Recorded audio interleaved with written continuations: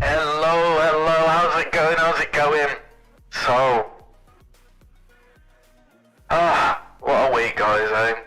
So I'll just start with a little update, because obviously we had some issues yesterday during stream. Monkey. Hey, thank you for the follow. Oh, thank you for the follow, man. Yeah, so we had some issues during stream yesterday, and because of that, I kind of lost. Well, I got suspended on TikTok because I multi-stream to YouTube, Twitch, and TikTok, and basically I ended up losing my access to live stream on TikTok. Unfortunately, I've tried to appeal it, and I've got a strike on my TikTok, so that's fun. Hey, thank you. It's only, so from what I've read, it's only gonna last 90 days, and I'll get access to stream again in like 2 days. Oh yeah, that's yeah, sorry about that. Yeah, so I'll get access to stream in like 2 days, but I think because the thing with the voice change is slap, gonna be honest. Yeah, because I do use TikTok for like live streaming, like multi-streaming, but I don't really get much traction on there anyway, and I get more kind of traction through the shorts. So I think I'm just going to avoid using it anyway for trying to live stream, and just focus on using it for my like shorts and clips, because there's no sense me losing access to doing that if it happens again. So I think it's best to just not live stream there. Yeah, so that's that. Obviously there's been a lot going on. Hey, how you doing? Hey, thank you, man. You really didn't have to give me bits, man, but I appreciate it.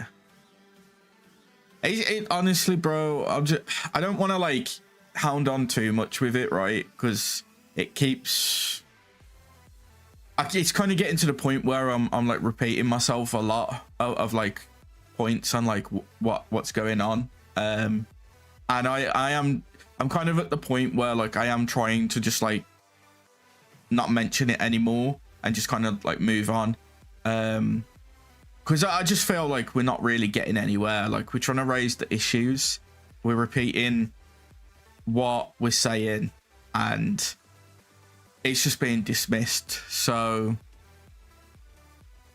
it's a bit unfortunate. Hey, no, look, I'm not having a go or anything.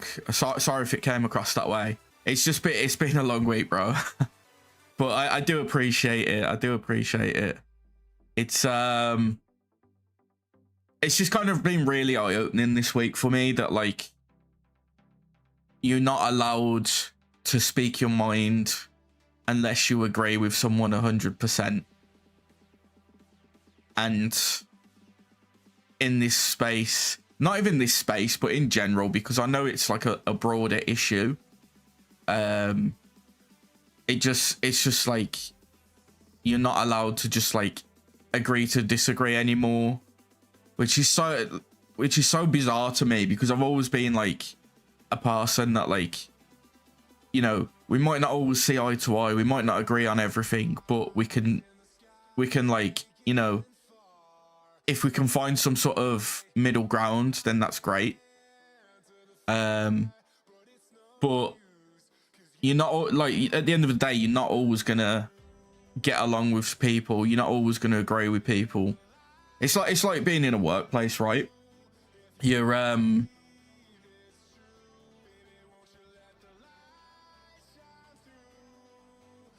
some people, yeah. So it's like a workplace, right? You might hate someone in your workplace, you might dislike someone in your workplace. You might not get along, but you've still got to work with them. Yeah, I think that is the case for Car. So you've still got to get along with them to like work in the workplace, right? So a lot of people just stay silent, but it's kind of getting to the point where like a lot of the silent people are getting fed up. And yeah, now we're just kind of like speaking up about it. And honestly, it's really nice because I've had a lot of DMs from people. It just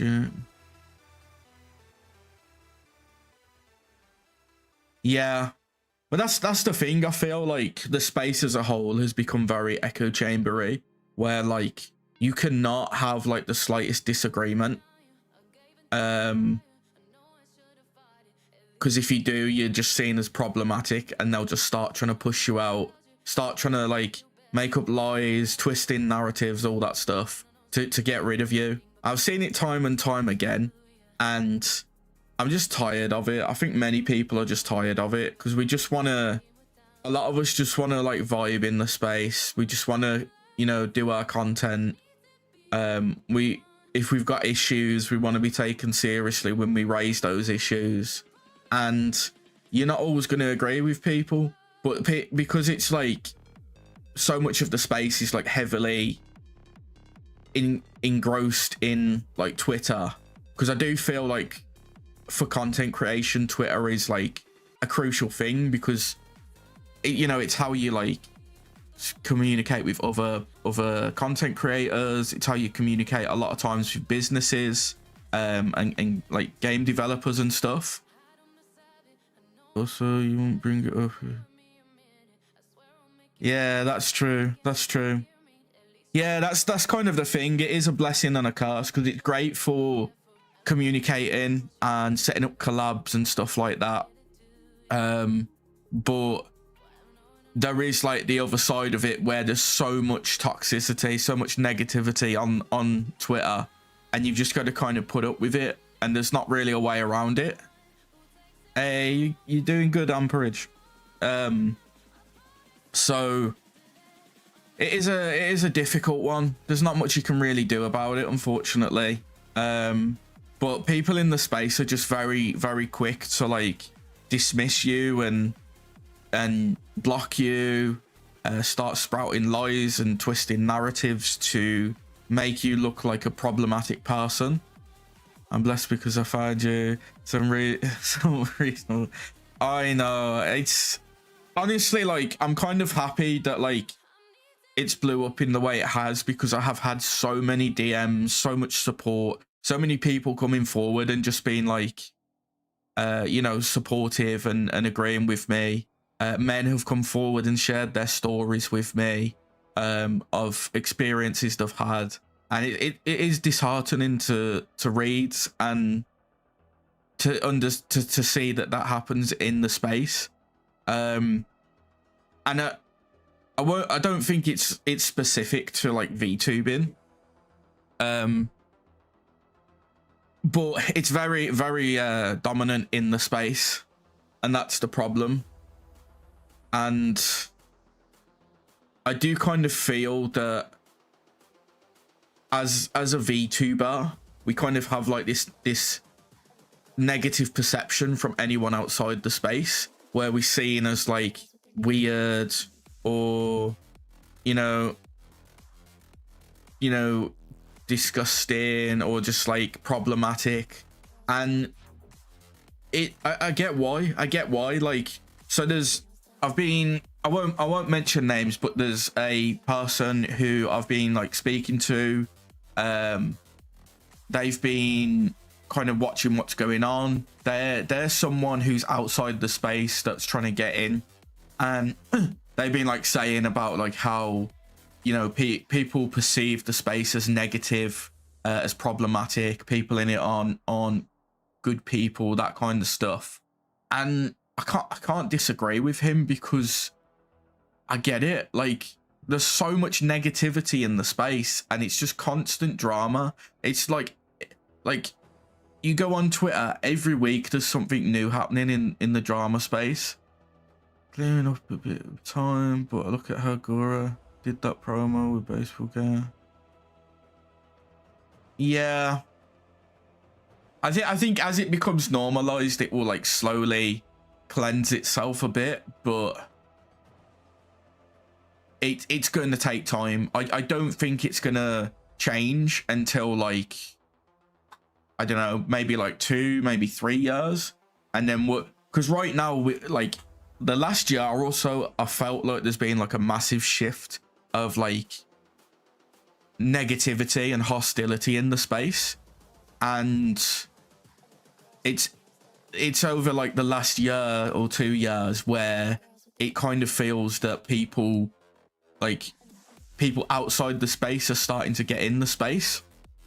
So I think right now we've kind of gone through the phase where we've got like a lot of like the more problematic people entering the space and bringing problems. Won't change. Yeah, that's usually the way it is. Hey, how you doing, Arctic? So I do kind of feel that there's been like an influx of like negative or toxic people that have come into the space in the last 1-2 years and kind of made it worse. But I do feel that you know, 2, 3, maybe 4 years time, because of how it's becoming normalized and accepted, and like more people that wouldn't necessarily get into VTubing are getting into VTubing, they will kind of like balance it out in a way. I love arguing and refusing to allow anyone to disagree with me. Hey, don't worry about it, man. We can talk a bit about it, but I won't go like too heavily into specifics. My opinion is the problem when any niche becomes popular, you get bad actors. Yeah, that's kind of how I feel. It gets bad, but then it gets better over time, because like I feel with like any niche where like it becomes kind of more mainstream, you usually have like an influx of like the problematic people jumping into it first, trying to like get on the hype, so to speak. But then like you kind of get like more normalized people coming in that kind of like balance it out and call out bad actors and stuff. And kind of because of like how my posts have blew up and kind of gone outside of the VTuber space, it's nice to see that like a lot of people do actually agree with the points I'm making and are like talking about their own experiences as well. Yeah, it's definitely a mixed bag. Yeah, like, so I don't really talk much about anime, right? I don't watch it as much as I used to, like, because I'm not like super young anymore. Like in my teens and stuff, I was watching a lot of anime, and I just kind of like slowed down over time. I watch a few series now here and there, but I do kind of feel, as someone that just kind of like casually watches anime and watched a lot in the past, I feel like there's a lot of silly like things that people are upset about with anime that I'm just kind of like, so the main thing for me is like, I've seen a lot of people complaining about animation, right? And like low budget animation. To me, I feel as long as the animation is good enough to perceive what's meant to be happening in the scene and you can understand, I don't think it really matters as much. But I'm coming from like a time where we had like Dragon Ball Z, that had like some of the, it was some good animation for the time, but there was parts in it that were like so bad. Like let me see if I can find one. It's like the Cell Saga with I think it was Gohan.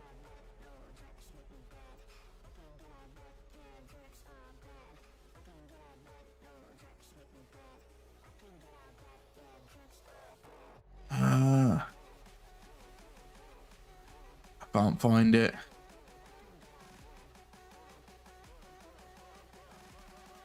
I come at the time of Vampire. I'm damn old. I think we might be around the same age then. I met some pretty cool people before that. I eventually had to drop because their friends are horrible people. Yeah, that kind of feels like the case a lot these days. I have a similar problem to video games without everything has to be ultra. Oh man, you know what really makes me laugh? Do you remember, like, I think it was like a year or two ago, you had like, I don't know if you was like active much on Twitter, but you had like people, hey, congrats on being first. You had people that would literally post, that have, it was Horizon Forbidden West. Is it Horizon Forbidden West? I think it was Horizon Forbidden West. And then you had that Xbox game, was it like Senya's Blessing or something? And they would zoom in on the eyes. And I was just like, yeah, okay, cool. It's like super ultra detailed on the eyes, but who is playing the game where you're like super zoomed in on the eyes? Like, I think you can have, they give me 4K, but exactly, like, because I stream and because like I have my VTuber model active at the same time and I've got other programs open, a lot of times when I'm streaming games, I've got to drop the graphic quality and the FPS and stuff, so I don't feel a game can still look good and not be 4K quality, if you know what I mean.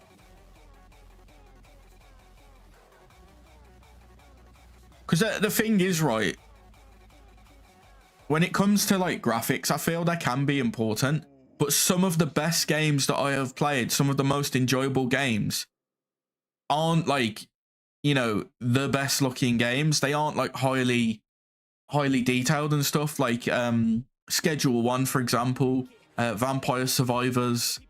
Like most of the time on stream, I'm playing simulator games. I'm playing like Supermarket Simulator. I'm playing like Water Park Simulator, stuff like that, where, you know, literally in Supermarket Simulator, one of the like people that will come to your shop, her top half of her body is like pure white, like her skin is just pure white because the like skin tone hasn't loaded on it for some reason, and it's like, it is what it is, but I'm playing the game and I'm having an enjoyable experience. You don't need to like heavily invest into graphics to have a good time. For the next few years, but Sergi, yeah. I mean, with the gaming industry, I feel like right now we're in a time where, you know, Eastern game companies are really starting to like come out on top, and on top of that, you've got indie companies doing the same as well. Like, they are dominating the space now, which is just crazy. Like, because if you compare games coming out on West versus East, the Eastern ones are still like really good quality in terms of graphics, but they're also like what people want to play as well. Like take for example one that I love, Black Myth Wukong. Graphically, it was really nice to look at. I really thought it was a really nice visual experience, but the gameplay was great too. Whereas you compare that to like, I don't know, Dragon Age the Vanguard, and that was like, that's a game that has been in development from a highly successful company for like multiple years, and they couldn't even get some of the facial animations right, let alone like the story. There was like, it was a very like Tumblr-esque blog post story. I like Cult of Lamb better. Hey, Cult of Lamb, I need to play that again soon. It is a good game, to be fair. the only thing that kind of upset me is, well, I'd say upset me, but the only kind of thing I'd like to have an option of is, I know it's called Cult of the Lamb, but all your followers can be like various different animals and stuff. So one thing I want is like skins for the lamb, so we can be like different animals. Because I was making, like, when I was playing it, I was making like a monkey cult. So every follower was just a monkey. And I was like, yeah, I want to be a monkey as well, man. Let me be a cult of the monkey, man.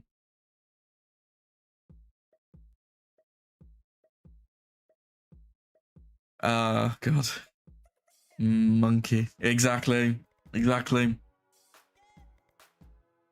But yeah, I don't know. Man, I miss doing cult and Dead Cells. Can't wait. Hey. That's, man, you got to do it, haven't you? You got to do it. Has anyone tried Megabonk and Ball X Pit? They're pretty fun indie games. I don't think there is. Let me check.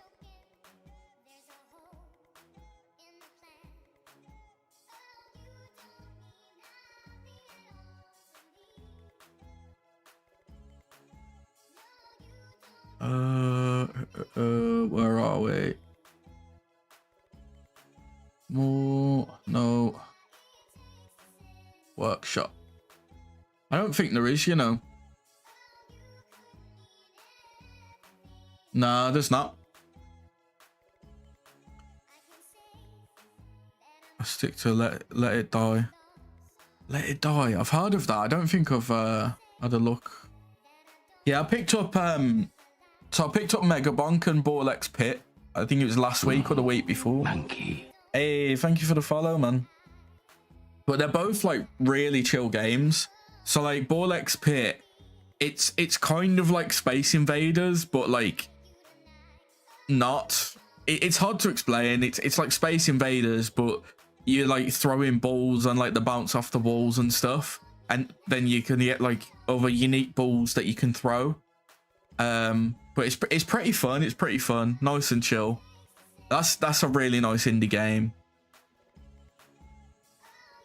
Yeah, I feel as well a lot of times with indie games, they usually are okay with like mods and you know, like people just modding their games and doing what they want. Yeah, that's the one. I'll show you a quick clip actually. It's pretty fun. I can type.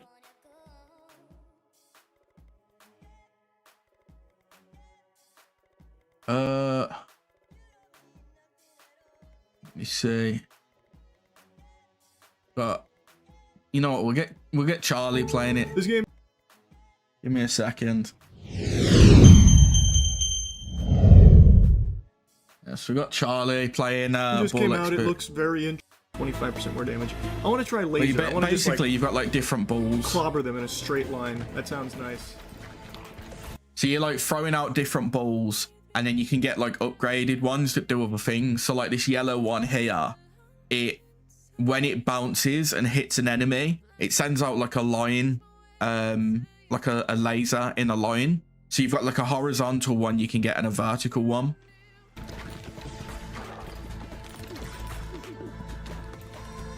Enemies will attack. But it looks very simple, but it's like it's pretty fun. You go through like the levels, and then you've got like, let me try and find it. Like after each level, you've got like a farm place you can put together, and then you send your like characters in, and they'll just like bounce off the walls and try and collect stuff. Shit. I thought he was just gonna go over there and start like chopping up the wheat there for a little while. Oh. So they kind of like bounce off the walls too, and then you can get other characters. But yeah, it's been a pretty like simple usually. Yeah. Honestly, like so many like simple games have come out the last couple of years that people have really enjoyed. like Mega Bonk as well.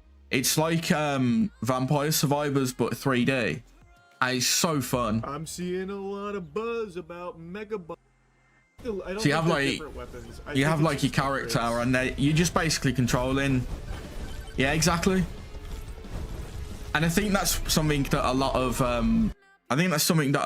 like AAA game companies seem to be forgetting, because they're in the pursuit of money and not in the pursuit of enjoyment. And you don't have to have something complex or, you know, highly detailed to be fun. Like if you look at the last few years, most of like I mean, look at Balatro. Balatro is literally just like it's basically just like a fun card game, and it did better because it was last year, wasn't it? It did better last year when it came out than a lot of AAA games did. But yeah, Mega Bonk's pretty fun. I'll just keep increasing my luck. Stone Golem, that must be the boss. Yeah, but it's just basically like Vampire Survivors. Let's yo, Uncle Roger's funny, man. I don't know if you've ever seen him, but he just criticizes people that are you know, doing like Asian food and stuff if they're like just doing it really poorly. Yo, Dream 7. Kind of crazy that they're doing another one though and still kind of sticking with the same like characters like Cindy and that Sydney or whatever her name was. Do you think he'd like move on to like someone else? But I guess not. Should be interesting when it comes out though. Yo, let's watch. Shall we watch some Kenji reacts? Yeah, we'll watch Kenji react. The title is crazy. Will disabled millionaire steal his girlfriend? It's crazy, man. God, no way. Harry is right here. I'm kind of mad on it, to be honest. Yeah, you know what? That is something that I kind of agree with. I do kind of feel a lot of times with trailers these days for stuff, they show all the best parts, and then there's not really much left in the movie. And then when the best parts happen, you're just kind of like, oh well, it's in the trailer, which can be kind of disappointing. Rolling and everything. This is the homie Kai. He wants to find out if his girlfriend is truly loyal to him or not. So today we're placing her to the test. Hopefully she passes. Loyalty you never know though. In this industry though, you know, anybody can fold at any time. You can never put too much trust in somebody. Kai and his girlfriend both work in the music industry. They both make music, but his girlfriend also does some modeling. We decided to use that to get her to this multi-million-dollar home. Yo, that house is so nice. Yeah, that's a nice house. Kira's gonna be arriving here in about an hour. She thinks she's coming over for a photo shoot, but in reality, she is coming here so that Isaiah could test her loyalty. With Kai's help, we had our decoy Isaiah contact her earlier that week for a modeling gig. After learning all the details, she eventually agreed to show up. Do you think your girlfriend is gonna bust the Bobby Alta and trade you for the money, riches, and fame? But you never know. You gotta have a little doubt in you. You know what I'm saying? Hey, how you doing?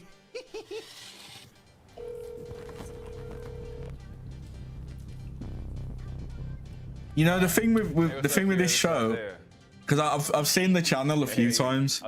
I'm telling you, they always cheat, man. They always cheat. On my way, I'm definitely gonna be there. Traffic's cool. Nothing's going One of my crazy fave in the road. moves and twists. Sounds good. I'm excited to meet you. Yeah. It doesn't happen enough these days, does it? Oh, give me a sec. I'll turn my tail off. Would you mind explaining to the cameras why exactly you wanted to put your girl to the test? I just want to see, to be honest with you, like, all right, are you gonna fold under pressure? Somebody flash Like, you? there's nothing manly and sexy about rolling around in that. You know what I mean? That's what I was trying to say. Like, you're not gonna seduce someone with that. Hey, you never know. You never know. Like, kind of like, are you gonna sell out, sell your soul, kind of thing. So I just want to see how He's having a good time with it. I've come to notice a grim reality. Almost everyone nowadays is trying to get into the entertainment industry, and some people will do whatever they gotta do to get ahead. Even if that means cheating on. Yo, true. Some people will do anything to get ahead. So true. Oh, That's the statement of the week. That is. Their partner. It's sad, but I'm doing pretty good. Hey, nice. I'm good. I'm good. Thank you. What did you dress up as for Halloween? Prove that she isn't like that though. Oh, he got the fireplace going. He set the mood right. Okay, all right, we're gonna see. Hello. You know, I do think, right, if you kind of get into the point where you're bringing your partner onto like a show like this, you're already like at that point in your relationship where you're probably just gonna cut ties anyway, regardless of like whether they cheat or not, because it's clear if you get into that point where like, because obviously cheating happens, right? And there's always going to be like times in relationships where you think they might be cheating, but if you go into the extent of like having like a YouTuber or like something like this where they're investigating it to try and catch them out, you're already at that point where you're like, yeah, the relationship ain't gonna last. Just come up to the big door that looks like a puzzle. Come through the gate and then I'll meet you at the door. I think that's a nice house. These windows are tinted, but like, I don't know how tinted. And welcome to my humble abode. Hey, Isaiah. Hi, Kira. Nice to finally meet you. Yeah. Thanks so much for having me. Thank you for coming. Yeah. Your eyes are beautiful, by the way. Thank you. Yeah. All right, we're good. And now I just wait here for my cue to come in. Feel free to set your stuff down anywhere. Yeah. Kira had arrived to Isaiah's supposed home. Yeah, that's basically it. My favorite part about the whole thing is this tree, though. During the spring, it sprouts its leaves. That is dead as. And then he shows her his clothing line, which consists of one basic simple design. This is on purpose and will come in handy later. Okay, so why the fish? If a fish wanted to be a shark, who's telling it can't actually be a shark? Yeah, my whole brand is called Everlasting Fantasy. Nah, he's smooth, bro. I know it's far-fetched, but I kind of want to have like a fashion runway in Paris. Like, I'm trying to make it big. If I have the money, might as well do it. Yeah, exactly. Right now, it's just the t-shirts. That's super cool. You want to go sit down? Great. We got her here. That's like probably the hardest step right there. So where you from? Before sending in Elias, we wanted to give Isaiah a chance to get to know Kira. The goal was to get comfortable with her and start flexing his money. Did you grow up here? You from up here? No, I moved out here when I got the house. I'm originally from Wisconsin. Yeah. I worked in a factory in Wisconsin. Don't fold, homegirl. Don't do it. Yeah, don't fold. Don't do it. And one of the machines malfunctioned, so. Sucks. Yeah, I was trying to lift something up, and then the whole thing came down on my leg. Wow. They put 3 screws in my ankle right here, and now I gotta roll around with this little thing. But they ended up giving me $8 million. Wow. Yeah. End of the day, it's not that bad. I got money. It's the emojis on the face, This is man. your first place in California? Yeah. Wow. It's a little lonely though sometimes. Sometimes I wish I had someone to share it with, but. Ooh, Your eyes, she's I giggling. just- I'm sorry. Oh no, not the giggling. Thank you. They are. Yeah, I got my mom's eyes for sure. You mind if I sit down? This little thing is a little. Your house Are you close with the parents? actually super close. Isaiah takes a seat next to Kira and continues making small talk. The two were honestly hitting it off, but we had to keep things moving along. Alrighty, photographer, go ahead and make your entrance. I repeat, go ahead and make your entrance. Over. Finally, our time. Your nails are actually really nice as well. Yeah. Any of the rings mean anything? No, I have a lot of rings, and my hands just feel naked if I don't have rings on. Like, I gotta put them on. You can come in. My guy. Oh, how's it going? It's going good. You know, I realized I knocked. I was like, wait, how is he gonna get to the door? Hello, Elias. This is Nice to yeah, meet you. Kira. Nice to meet you. How's it going, bro? You doing good? Yeah, you know what I'm saying? The best I can. Yeah. Ready to shoot or? She had a question about wardrobe. Yeah. So I have these leggings. I also got like Yeah. Can I see what you have? Elias pretends to be a good photographer and chooses out what pants Kira should wear. Isaiah then hands her the shirt that she'll be modeling and directs her on where to change. How did I sound? I sound good. Hey, bro, you're killing Killing it, man. It look legit. It's like a real photo shoot going. Yeah. Cool. Yeah, I think it looks good. What do you think? Ooh, Yeah? that I don't think that looks good at all. No? I'm joking. You look beautiful. You look amazing. Yes, no. Wouldn't want you to change a bit. I'll just be rolling around in here. It was Kira, right? secure. Yeah, cool. Set up like, yeah, right there. Get the house in the background, you know? What you thinking so far? I think it's cool. I know she take it as compliments. You know, well. She could just be friendly right now. Yeah, I think she's just being friendly at the moment. He's pretty secure in his relationship. Well, not too much because he's doing a loyalty test, but I mean, you know. Ain't doing too much. Yeah, I'm all right with it. While Elias took some pretty nice photos outside, I want to go make sure that our decoy wasn't in too much pain. So, in case you guys are wondering, this right over here is real. As you can see, he is in a ton of pain. Just kidding. Our decoy is pretending to have gotten hurt at work because this is how he got rich and he was able to afford this house. Wow. This is something I always wanted to do, and with the settlement money, I finally get to do it. Start my own clothing brand. You know, like sometimes I feel like a goldfish and I wish I could be a shark, you know? We were worried because the boot only fits up to a size 12, but Isaiah's got a size 15. Honestly, it feels kind of comfortable. Time for me to get back upstairs and continue this test. You want to see some of these? Oh, yeah. Wait, this is super cool. Oh my god. Yeah. You know what? I feel like we should have made Elias the decoy. That's what I was saying. She looked like she feeling him more. Yeah. She sounds really into him. I'm just kidding. Photographers do think they still, Hey, man. you know what? Yeah. Just make them. Just get him to double team her in it. Just see if she's down for either of them at that point. Yeah. Yeah, definitely reach out to him. Yeah. No, I feel you, yeah. I think she just told him, oh my god, I love your hair. One day we'll promote Elias to decoy, but for now he makes a great photographer. I mean that, the photos that this guy took actually came out really good. The only thing I will say though is why the hell did this man make her model in leggings? Not just any leggings though, I'm pretty sure these are the leggings that she literally walked in with. He didn't even make her change, they just gave her a shirt. I can only imagine what Kira was thinking. Like, damn, I brought other clothes and these guys making me wear what I came in? Luckily, she didn't get suspicious of anything and it all came off realistic. But still, next time Elias, try a little harder because you could cost us the freaking test. Oh, okay. I think Elias is bringing it back inside. What's up? What's up? Dude, she's killing it, man. I can imagine. Wait a minute. I didn't think that was possible. She looks more beautiful than when she came in. That's crazy. Oh, wow. Did you guys hear that? Trying hard, buddy. He's trying. He's trying. Elias blushing. Let me just set up this light real quick and then, yeah, we'll shoot in here real quick. How long have you been modeling, by the way? So if she passes this test, do you plan on going downstairs and telling her that it was a test, or do you plan on not telling her at all? Honestly, if she being loyal and upfront and staying true, then I should be true too. I like this guy. Good character for sure. Based. Okay. Based. Okay. Because knowing me, I'm like, you're not going to tell no one. No one going to say nothing. Just tell no one. I wasn't even here. I was in a different country. There was any doubt. Cool. All right, so I'm thinking maybe like I'll just get you on the couch. And so with that, Elias begins the second half of this photo shoot. And once again, he does an incredible job with the photos. Cool. Let's get you on that chair. This one, like, just imagine you're like a boss. You're just about to fire all your employees right now, and you don't get.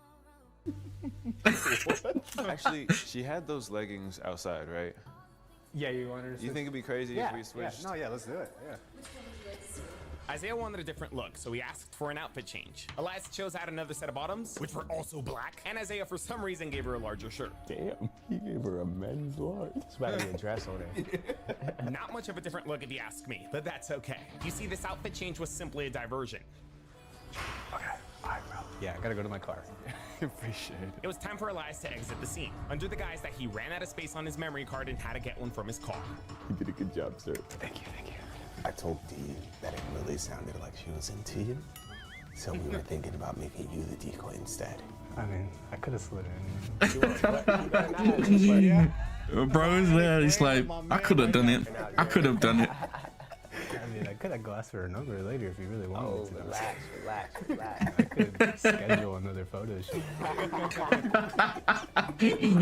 Yo, hey, he's coming for her, man. He's coming. Elias now out of the scene, this was it. As soon as Kira was out of the restroom, Isaiah was pretty much free to make his move.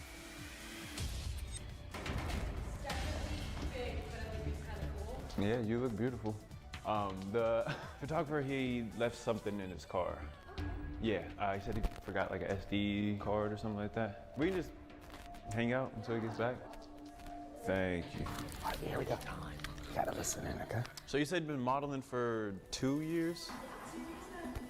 Is modeling like what you like want to like pursue for a long time career, or is it just something you're doing right now? I would love to have this as a career for as long as possible. I definitely love it, so Yeah. I'm hoping to do that. But Have you?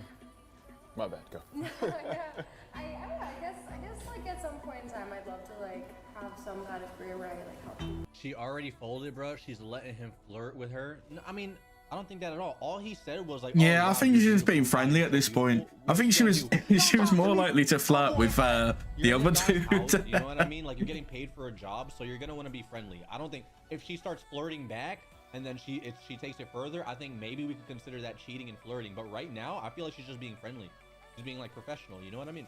If anyone's being unprofessional, it's the decoy, but the decoy is supposed to because he's supposed to do his stuff. You know what I mean? Yeah. She hasn't done anything. She's being pretty professional about it. I'm really like I'm a big animal person. That's amazing. Yeah. Not only is she beautiful, but she's for the people and the animals. This is crazy. Animals. Yeah. I'm more the animals than people. Honestly, I'm open and not knowing what I want my destiny to be. Yeah. I want to travel and I want to see what problems there are around and see what I can do. I grew up not having money, and now that I have money, I feel like I can do something with it, you know?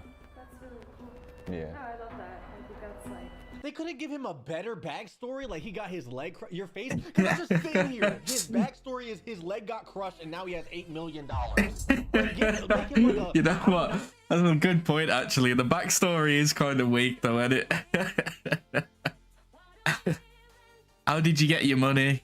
Well, my leg got crushed. So kind of this basically, you'll have like a couple on, and it'll be one of them trying to like get the other one, like have the other one tested to see if they're gonna cheat on them, basically. So her boyfriend's got her to in this test without her knowing to see if she'll cheat. But it's not, I don't know, it's not really going too far at the moment. The guy's trying to flirt with her, but she just seems like she's coming across as friendly more than anything. Oh, a stockbroker, a multi-million-dollar stockbroker. You know what I mean? And it makes it feel like, you feel? So he got no career? Yeah, he has no career and a leg. That wouldn't be appealing to me if I was a girl. I'm like, ugh. No career, a broken leg. Like, but he's got 8 million. Nah, I'm good, thank you. Humble. I like respect that. So have you worked with like any bigger brands that I would know, like Fashion Nova or Shein or anything like that? Actually, yeah, I did a few months ago. Oh. I work a lot with like, kind of like people like you who are like starting a brand and like. 100%. Remember how I said there was a reason why Isaiah's clothing line designs were so simple? Well, that's because he needs someone else on his team who truly understands fashion, and he's going to be using that to make his I see. There's more to the backstory. Stuff behind the scenes of modeling, like modeling, but like business side of it, or That's smart. That's smart. like be, What do you mean, like? be I don't know, but like more hands-on. Just because I'm doing it all by myself, I only have so much imagination, and I do want to expand. I want to get into women's clothing. I want to do more fashion, and I would, one, love to pick your brain, and two, you are absolutely gorgeous. So Kenji just be like, don't do it, don't do it. Of my brand, I feel like it would help a lot. If you're down with it. Yeah, no, that sounds like an incredible opportunity. Would it be like primarily? Yeah, I can. Clothing or? So it'd be modeling clothing, but it would be past that as well. So like helping with the creative design of the clothing, speaking out for the clothing, maybe helping me with the social media, just to target more of the women audience. I mean, I want to be honest with you. Like I don't, like I've never like done like that side of things before. Yeah. So that would definitely be like a new like learning experience for me too. I'm learning right now too, so we just learn together. If you want, we can talk more about it over dinner. Yeah, that sounds incredible. No. Yeah, I'd love to. Not dinner. Don't do it. Don't do it. I still don't even think this is cheating. Am I going crazy? It sounds like she's trying to get a job. Yeah, it sounds like she's trying to get a job. I still don't think it's like she's not. Yeah, I don't. You know what? I agree with Kenji here. Like, she's being like civil. She's not like really flirting or anything. She's just kind of like, you know, flirting for the job kind of thing. And then she's looking for a job, basically. Like, she's saying she wants to get into modeling full time, and that would be like a way into it. it's obviously not just modeling, but it was like full-time modeling to a degree. So she's probably like, yeah, this could be like a good opportunity for me. Maybe on trip, still right now, even though like, okay, even if she goes out, it could be passed off as like a business dinner. I don't know. Yeah, actually, I mean, I'm free. Awesome. Okay. Yeah, tonight should be That's why you got cheated on, Kenji. Okay, my fault. good. I might be a little hungry. Yo, shots fired. So, Kira has agreed to dinner. Dinner is I on the wouldn't call this verge, being though. gross. I mean, Isaiah did phrase this as more of a business so opportunity. it's hard to say, right? It is kind of questionable with dinner, but you know, I've been in positions in businesses where you do go for food with the management, right? And obviously it does happen a lot in like certain businesses where you'll go for dinner, you'll discuss business over dinner. So it's kind of one of those things that it's kind of a gray area. Like it can, but it doesn't always mean it is, if you know what I mean. Which does give us a path for a phase 2. We can have them go to dinner, and then Isaiah could make his official move. Oh, smart, actually smart. Kai wants to keep this going. We can get some food, we can talk about it, and then maybe after we can get some drinks, hang out, get to know each other a little more. What's your favorite drink? I like whiskey. Oh, a whiskey girl. Never does me wrong. Yeah. Well, let's do a warm vibe. We can go out, we can get some whiskey. I know a really cool spot. Okay, or we can just come back. Okay, better way to put it. If it was dinner with multiple people working on the brand, that's one thing, but it's just her and him. Yeah, but you've also got to understand, in this scenario, he did say that it's just him working on the brand, and with businesses, there is businesses out there where it is just like a one person business, and they are looking to expand.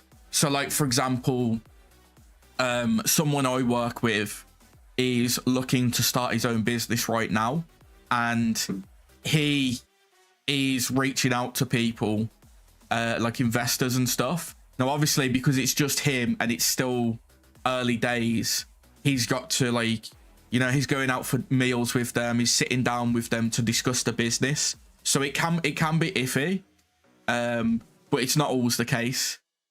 Looks like she doesn't want, but wants to say, yeah, that's how I kind of feel right now. It's like she's not really like,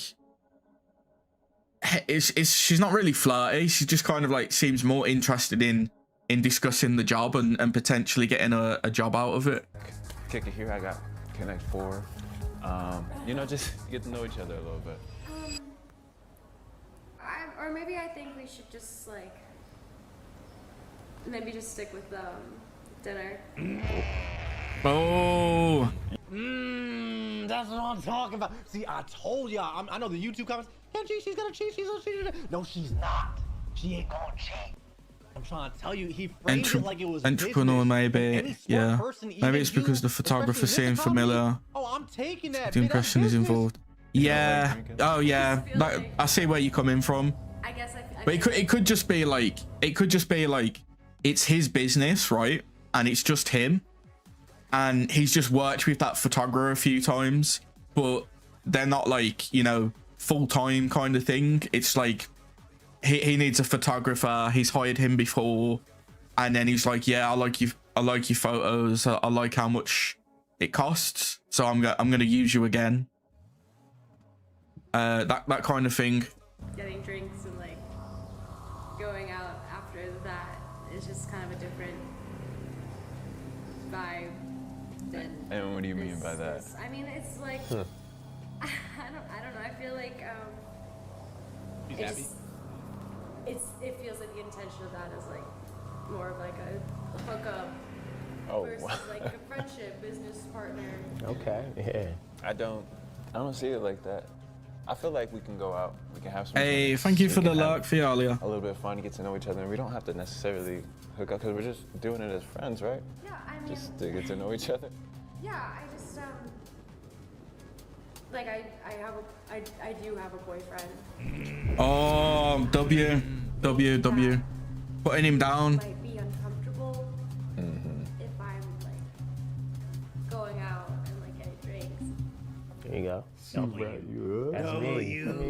W. So the only problem I've got with this whole scenario, right, is obviously he wants to go and tell her that he's kind of organized this, and I don't feel it's gonna end positively, because if you're in like a relationship and you're loyal like she is, or at least in this situation she is, and someone comes and tells you, oh yeah, well your significant other comes and tells you, yeah, I wasn't sure if you was going to be loyal or not, so I've been investigating you and trying to catch you out.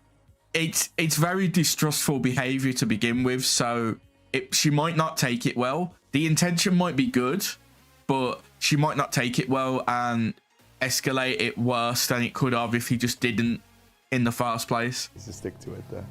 I personally don't think that there's anything wrong with it. Okay. I think we can. I think we could just. It's just a couple drinks as But like friends. imagine, As like, if you have a girlfriend, like if she went and did that. yeah. You know? You want to know the truth? It wouldn't really matter that much. But that's just me. We can go out. You know, I just want to like respect. Okay. Yeah. Because I like to keep things professional.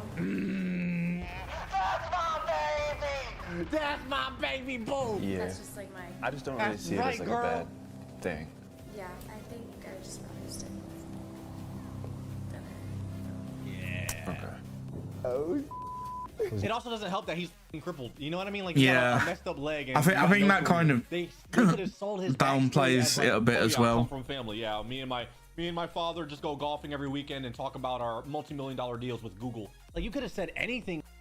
A lawsuit? That is so uncertain. No girl's gonna leave like a rock for a shaky boat. Who's a shaky ass boat? Not even a yacht. You know what I mean? Never a doubt. I don't want to sound like an asshole. I'm trying my best not to. No, around. I would love to like talk business with you. I mean, it sounds like an awesome opportunity, and you know, I'm totally like open to like dinner or like lunch or like grabbing a coffee. Just like I want to keep it like business. Yeah, I can respect that. He's a lucky guy. Yes. She's staying true. And you were worried over here. You can never be too sure, man. You never know. What a twist. Kira could clearly sense that Isaiah was into her, and rather than putting up with it, she shut that down. She nipped it in the butt before placing herself in a questionable predicament. Anybody could get their girl taken. Any given day. I don't care how cool you think you are. There's always gonna be somebody better, but it's do you want to stay true to who you rocking with? Mindset is everything. Not with that corny goldfish on there, thinking it's a shark. Yeah, it's a big difference. It's like college, though. You gotta feel like a shark sometimes. You can feel like it, but then you get in the real world, you're not no shark, man. Not even a dolphin. You know what I mean? Now I'm just gonna say it because I know some of you are thinking it. I feel like if Isaiah hadn't pushed it and just stuck to the dinner, we could have moved on to a phase 2. For a second, I thought we had a phase 2 there, bro. Not that I wanted one. Hey, Phase 2. What, they're gonna bring the cameraman back? He was kind of flirting. You accepted the dinner, but she was solid. She's solid. Yeah. Maybe the outcome would have been different with the dinner involved, but I'm willing to bet that Kira would have still brought up her boyfriend and established her boundaries. I asked you this earlier. Do you want to go downstairs and tell her this was It's the just because test? the way he came off, bro. He wasn't really like super flirty. He was more like he was doing that creepy shit, like trying to play it as business. And there's already Yeah. a power dynamic. Yeah, I think that was it. Imbalance there. Because I think if he just like was like more flirty instead of it being like business, you know, oh, it's business, but then we can go for drinks and we can do this and we can do that. I think that's kind of where, I don't know, it probably wasn't the best approach. You feel me? So like, obviously, if you're getting paid from someone and there's work potential, you don't want to like, you know what I mean? It's different. Or do you want to play this entire He thing seemed like a creep. Exactly. He seemed creepy. Very creepy. off as if it were real? Because Elias can go back downstairs, continue the photo shoot. We will pay her for being here, and that's that. I think What they need to do is get like Chris Brown or like, I don't know, not Ray J. I don't know, just like get celebrities that would be down for this, bro. Imagine how dope that would be. That would take this channel to the next level. I'm just saying, like, they had Kai Cenat, really? Oh my god, bro. But I'm saying like a real like Bad Bunny. If your girl doesn't fold for Bad Bunny, she not folding at all. You know what I mean? Like, you got a real one. But like, we gotta watch that, bro. That'd be crazy. I think we should go down there. She was true to me, like I said, so I gotta be true to her. I wouldn't even be mad if Bad Bunny fuck bitch, to be honest with you. I'm like, oh, you. It's Drinks okay. on It's fire, fine. yeah. Make sure he not any. Make sure. Because you know what? I think if he played it off right, where he was like, you know, let's go for the dinner, and like, obviously you're having dinner, you have a couple drinks while you're at dinner, you talk a bit of business, whatever, and then during that dinner, you know, if the vibe's going well, all right, give me one sec.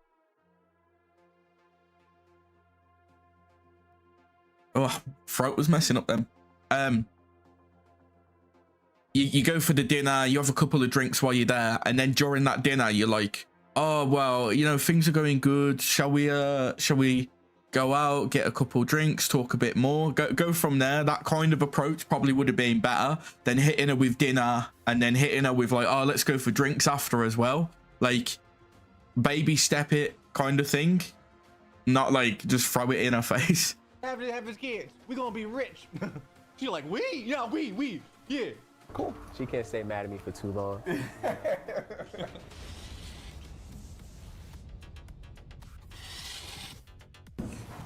They're going down and confronting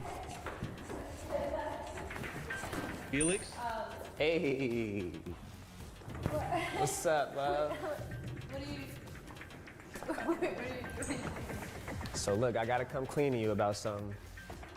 You know, that must be such an awkward situation because, like, he's come down. She's just there to do a modeling thing. She's dropped it to the guy that she's like, yeah, no, I've got a boyfriend and that. And they're all there with, like, the cameras and that. Like, he's just there in the back. Oh, you can't see him too well. But he's there in the background. Yeah, let me try and fix that. No, it doesn't. Okay. Yeah, he's just there in the background. Personally, yeah.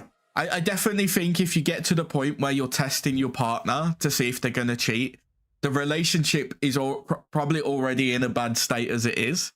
And even because, like, right, in this situation, right now, I don't know what's going to happen, but in this situation, she has not cheated, right? She's not interested in it. She's being loyal. He's now going to go confront her and say, look, I was doing a loyalty test and you've passed it. At that point, as her, are you not going to think, well, hold on, why are you testing me? Have you got something to hide? You know, why are you being so suspicious of me? Those kind of vibes. So it's probably going to like cause more tension in the relationship than if he just like didn't do it in the first place and just trusted her. I set all this up. This was a loyalty test. I know it sounds crazy. I had the guys help me here. Just wanted to see how you act if you were gonna fold under pressure, like, you know what I'm saying? So How's she gonna react? they helped me out, they set it up. But you passed the test, and I know it's stupid. So to kind of explain what he's saying, this entire thing is basically just a test, like none of it is real. So this home is actually a rental. Isaiah doesn't really live here. Isaiah's foot is actually not hurt. The only reason why I always in the back of my head think it's scripted is because if my girlfriend was sitting down and then I walked downstairs and stuff, I wouldn't just be standing there like arms folded, like whatever. Like it just feels like the dynamic between the people that are in a relationship. Yeah, I mean, communication's a big thing that and that's like I don't needs know. to be Like, think done, about, like, really. when you see your significant other or even like family members or something, like I don't Vorkar, I'm gonna loyalty test you. Just you That it wait. is, and the shirt you're wearing is not for his clothing line. He actually doesn't have one. So I'm gonna loyalty test you. Make sure you're not cheating on me we're still in gonna pay league. for time and for being here and all that stuff, so you'll still get paid for that. But the modeling shoot essentially was not real. He literally just made it. That's what I'll do. I'll have someone approach you in DMs on League, Vorkar. They'll get into a game with you, and they'll be like, "Hey, do you want to duo queue?" Yeah, it does feel very face. Like, I know my girl. Yeah, that's the thing. Fake. Yeah, that's the thing. I'm sure like there's people out there that are gonna have like that concern, because it does happen, obviously. But if you're at the point where you're like testing someone like this. And this is probably one of the worst ways to do it, because like it's public as well. This is on YouTube, right? But we'll cheat on you at the first. I know, right? Just stick your Lau in front of him and he's gonna be like, yep, I'll be there. I'll be there.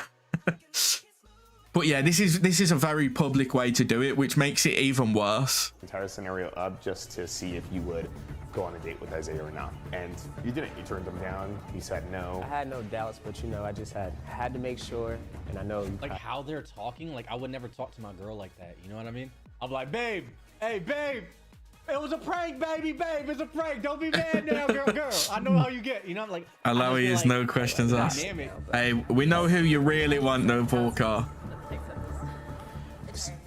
sometimes you just gotta see, you know what I'm saying? So when I'm at the studio, you be texting me, asking who are there and everything and stuff. That's the thing, like. Yeah, she's right here. Yo, she's right. Yeah, let me just rewind a bit. Make sure, and I know. Like how they're talking, like I would never talk to my girl like that. You know what I mean? I'm like, babe, hey, babe, it was a prank, baby, babe, it's a prank. Don't be mad now, girl. I know how you get. You know, like. Look, Borka. Just remember, I've still got that screenshot of who you really like. What's his true shot barrage, is it? Or true shot arrow, something like that. Like, get that little tweak out my face. Oh, don't speak about your boy Ezreal like that. Damn it. Yeah. Yeah, this point she's making now is like so on point. She's basically said, you seriously had some doubts or else you wouldn't set this up. Sometimes you just gotta see, you know what I'm saying? So and then she's like, you could have just spoke to me. That's the thing, like. And then she's like, without the whole cameras. I know she's so right about this, because he's set this up. Like, setting up a loyalty test is already bad enough, but he's got all the cameras. Like, look at your dude behind him just there with like the camera just watching her. Like, come on, it's such a bad way to test your partner on loyalty. Look. Yeah, dude, we could shut off the cameras and all that stuff. You guys can talk out front. You guys can talk out back. Like, you guys can literally like take your space, take your time. Dude, we won't. I'm so uncomfortable too. Follow I you feel guys. so bad for her. All right, come on, let's chat real quick. That's the thing about these loyalty tests, bro. Even if they pass or if they fail, like if they fail, yeah, you feel like, but if they pass, now you still feel like it's like you got to explain to your girl how you didn't trust them. You know what I mean? And you set up a whole YouTube video with crazy production to catch her. Without the cameras, so It's cool. Okay. Be in trouble. Look, I'm already knowing how you about to act. Chill, like. Chill. Can we right now? You want to chill? I don't know if I should be looking or not. Should we give them the privacy? Yeah, it's a bit. Like how embarrassing this is. They don't even know you. These people don't know you. Our relationship is not their business. That's true. If It's you Yeah. trust me, you should have He has like massively fucked it now. Don't start that. I don't trust you or nothing like that. You don't. Nah, you can't pull that line. You can't say, don't start that, I don't trust you. You've brought her onto a show to see if she's gonna cheat on you because you don't trust her, rather than just like speaking to her. And it's not even like you've brought her on to do a loyalty test. You've brought her on to do a loyalty test on a live YouTube channel where it's gonna be publicized, which is even worse. I honestly don't blame her if she breaks up with him. Setting up a loyalty test is literally the peak of not trust. I do trust you. Look, Do you understand that? Like I came here thinking I was working a job. and you still getting paid for it. So what's the issue? I just had to see. That's it. I'm going. All right. Oh, she's mad. Oh, you don't have to change. You can feel free to keep the shirt. I don't think I want it, so. She's a little hot right now. I'm gonna take her. She loves food. I'm gonna get her some sushi. Yeah, that's it. Yeah, sorry for sorry for thinking you was cheating on me. So doing a loyalty test on you that was a live YouTube channel. Let me buy you some food to cheer you up. Bro, I would crush out on him, to be honest. And So fast, my boy. Yeah, I think a lot of people would. I think a lot of people would. Don't stress. Great Yo, idea. thanks. I appreciate everybody. You know what I'm saying? Sergio, thanks, man. Again. Even though Kira got upset, I still think it was best for her to know it was a test. We're gonna still pay you for your time, all that stuff. Yeah. You have my email, so you can just like. More than anything, I think the cameras overwhelmed her. But I agree with Kai. I think she'll eventually get over it. Yeah, they'll talk it over. She seems very reasonable. I can see where she's coming from. I can see kind of where he's coming from too, though. It's a double-edged sword. Sushi ain't gonna cut it. Yeah, Sushi ain't gonna cut it, man. That's crazy, bro. That is that's crazy, man. What the frig? Wow. Man. I need to watch more of these, don't we? I don't know if I'll watch more today, but definitely need to watch more. It really is. And I do feel like they've got to be like fake, right? There's no way you bring in your significant other onto a show like that unless like it's either like you're literally at the point you're gonna break up anyway, so it doesn't matter, and you're just trying to like confirm your suspicions, or like it's fake. It's got to be fake, right? I just don't see how people would go onto the show willingly. But then again, a friend of mine has huge trust issues since her last partner cheated, and she just is in that circle of friends. Yeah, I guess so. I don't know, it's a bit wild. Let me turn the music down a bit, actually. Turn the music down, but it doesn't go too much over. What we got?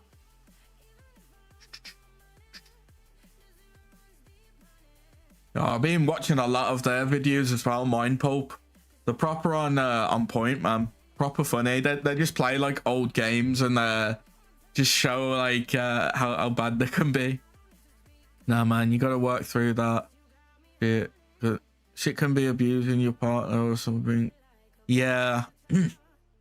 Yeah, because you might like you do kind of need to work through it, don't you? Because otherwise you just kind of projecting that like negativity onto your new partner, and you're always going to be worried about them doing it as well, and then like you're always going to be trying to look for signs of it happening, even if it's not happening.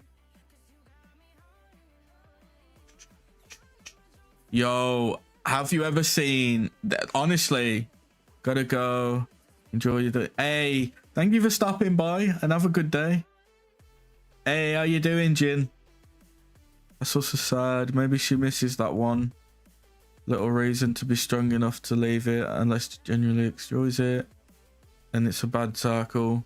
Yeah, so sometimes you've just gotta like, it might hurt and it might suck, but sometimes you have to remove negativity from your life. And if you're in a circle of friends where you just constantly having negativity around you in that circle, it's just better to like cut ties and go your own way. When I told her I was going out with a male and female friend, and that my friend's boyfriend didn't even care that she is with two dudes, was incomprehensible to you. How was Ninja so Ninja Gaiden, I enjoyed it, right? But there's a lot of like FPS drops, and I don't know why, because like, so normally with my PC, if it's like high-end games will like heat up the PC, because obviously the graphics cards like working at a faster pace and stuff, CPU, everything, so it heats up more, right? My PC was stone cold yesterday, so I don't know what the issue was, because like I had it set to 60 FPS, it was on medium settings, it was lagging my model, so I had to switch to using a PNG, and close a lot of stuff down that I run for my model. And we were still getting like random spikes of like FPS drops. So I think I'm just gonna play it off stream, honestly. I feel like it's a really fun game, but I feel like it might just not be optimized good. And I know my PC's not the best, but it's not the worst either. It's kind of like mid-end these days, like mid to high, I'd say. I wouldn't say it's like high, but it's like mid to high. So I should be able to like play Ninja Gaiden without any issues. So I think it might just be a matter of optimization. But other than that, I was enjoying it.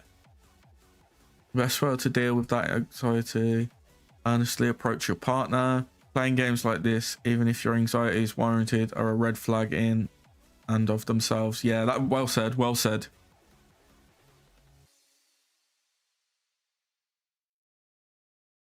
She enjoys the circle, that kind of club life. Hey!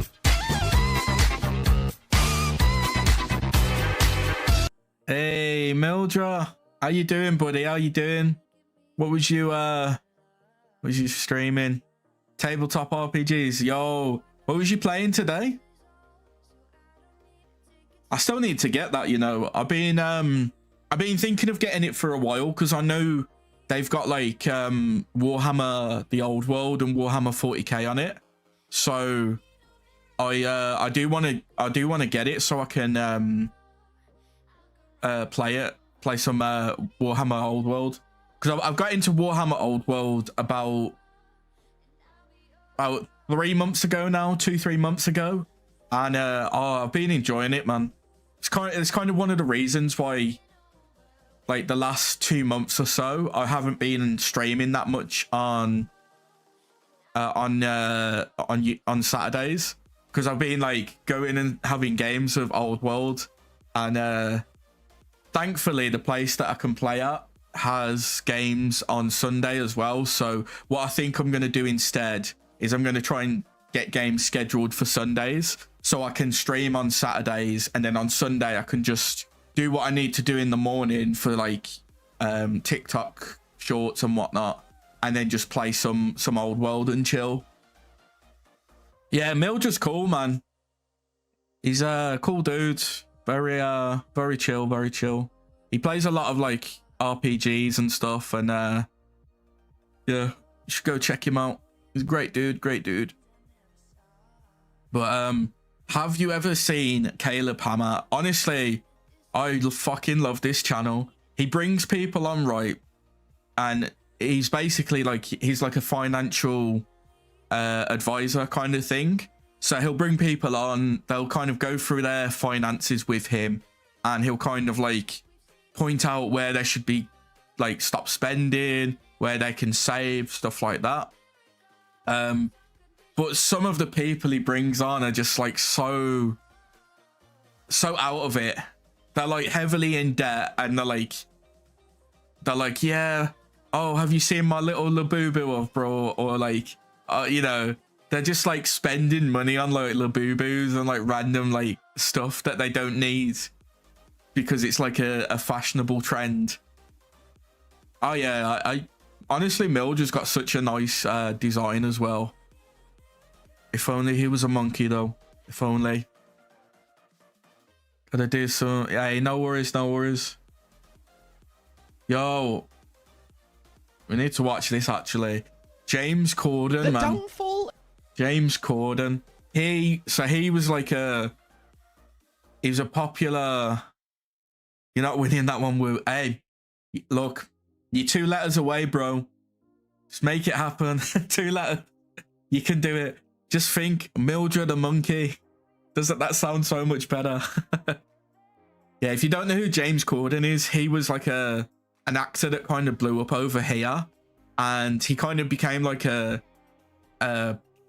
Saturday night TV presenter type thing. But he's such like a egotistical person, and like he's just a dick to people that like he's basically ruined his own career.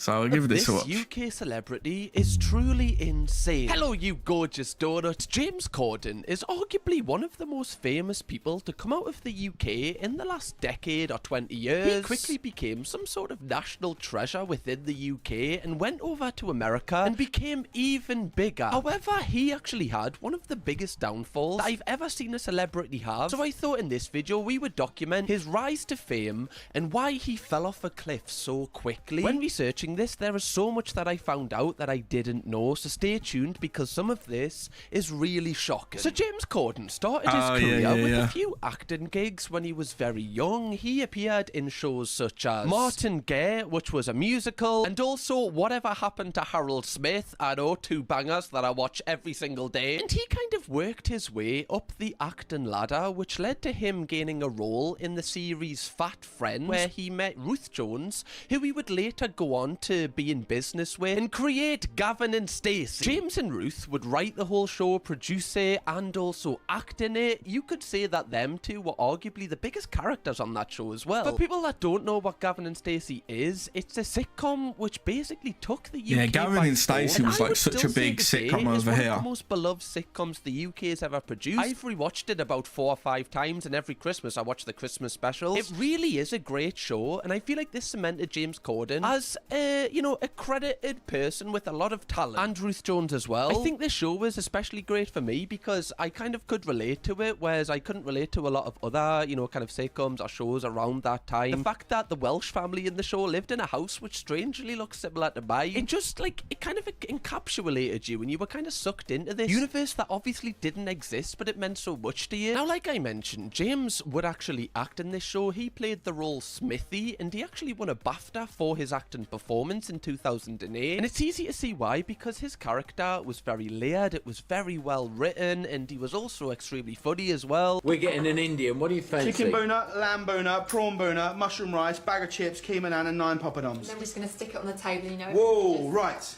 Okay. Like you can see, he has natural charisma. Yeah, on he screen, is and a. it's almost The like thing it's is, he not was a scripted, good like, it's actor, almost but he like he's just. riffed in this. And they I don't know often why he tackled things went that the you way he could relate did. to in your own life. It was a very clever show, and you know, it really just excelled within the time period it was created. And like I mentioned, they actually made 3 Christmas specials. We are going to talk a little bit more about the recent one, which came out this year later in this video. But the first 2 broke so many records. And like I said, I watch these every single year. They're like a reoccurring thing that I watch, like with Elf and everything. That's where I kind of put them. And because of the success of this show and how quickly it kind of happened, James actually said that this turned his life upside down. He went from, you know, like a nobody to an overnight celebrity after, you know, producing this. And he said that his life was never the same since. And although at this time he was very much beloved by, you know, social media and just the wider public, like nobody really had a negative opinion on this guy. There was murmurings under the surface that, you know, he wasn't actually the lovable camera that you see on your screens. Rob Brydon, who played Uncle Bryn in Gavin and Stacey and was a huge character on that show, actually said a few things about James Corden that went kind of, you know, against his character. Rob Brydon said that Corden had started acting ratty and irritable and felt he needed to dig himself out of a dangerous hole before it was too late. I was very impressed by him, although he was very young, very green, very provincial, is how I would describe him. Not unlike myself at that age, he is such a talent, James. Good God, he really is. So he was on a roller coaster. He said he was also enjoying the fruits of his success, and he'd lost his way a bit. He was burning the candle at both ends and becoming ratty and irritable. He was in a washing machine being battered around. I felt for him. The press over here were hoping and praying he'd fall flat on his face, because that would have been a fantastic story. I don't like hearing people saying this because that's not the person I know, so you need to be careful, and he took it in the spirit that it was intended. So basically, Rob Brydon is saying to him, look, like, you're kind of enjoying your success a little bit too much here. You could argue that he was probably getting a bit big for his boots, and this often happens, not just with celebrities, but it can happen, you know, with YouTubers or anyone that gets a really quick rise to fame. It almost goes to their head because they haven't had like that adjustment period, like someone that has grew year on year, very gradual. It's kind of easy to say, oh, I'm at this stage now, okay, like I'm at this stage, and it's like you can kind of understand it a little bit more, and your brain can kind of, you know, theorize like what is happening. However, when it is kind of overnight or happens like that, it's impossible for your brain to catch up because your brain is just kind of running with it. And although people who do act like this do need to take responsibility. Like Rob Brydon says, I do have a little bit of like sympathy for him at this point, because I imagine there's loads of people around him, like hanger-oners, that are like yes men, kind of, you know, inflating his ego, and he doesn't really have anyone like Rob who tells him, "No, stop it, okay, you're being a bit of an arse." And after this, he also had like a much more public argument with Patrick Stewart. He's like, yeah, I remember saying that. It was so the X-Men fans will know exactly who this guy is. Well, when James Corden was actually presenting an awards show, Patrick Stewart came up to. They had like such a big disagreement on stage when. On stage. I want to speak to James. Yeah, we'll watch the clip now. It's James, isn't it?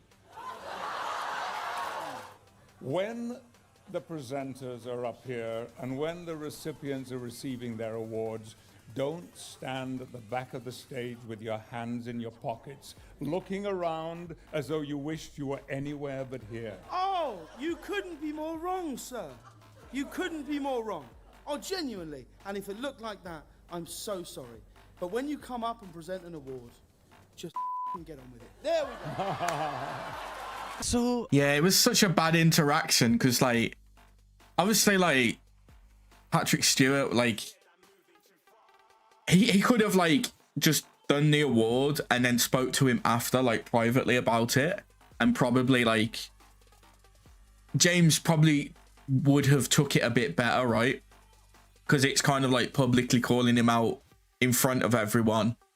But the way he is right though, because like James Corden's just standing there with his hands in his pockets, looking like he doesn't want to be there, and then like just telling him to basically just do the award. It's not really a great response either.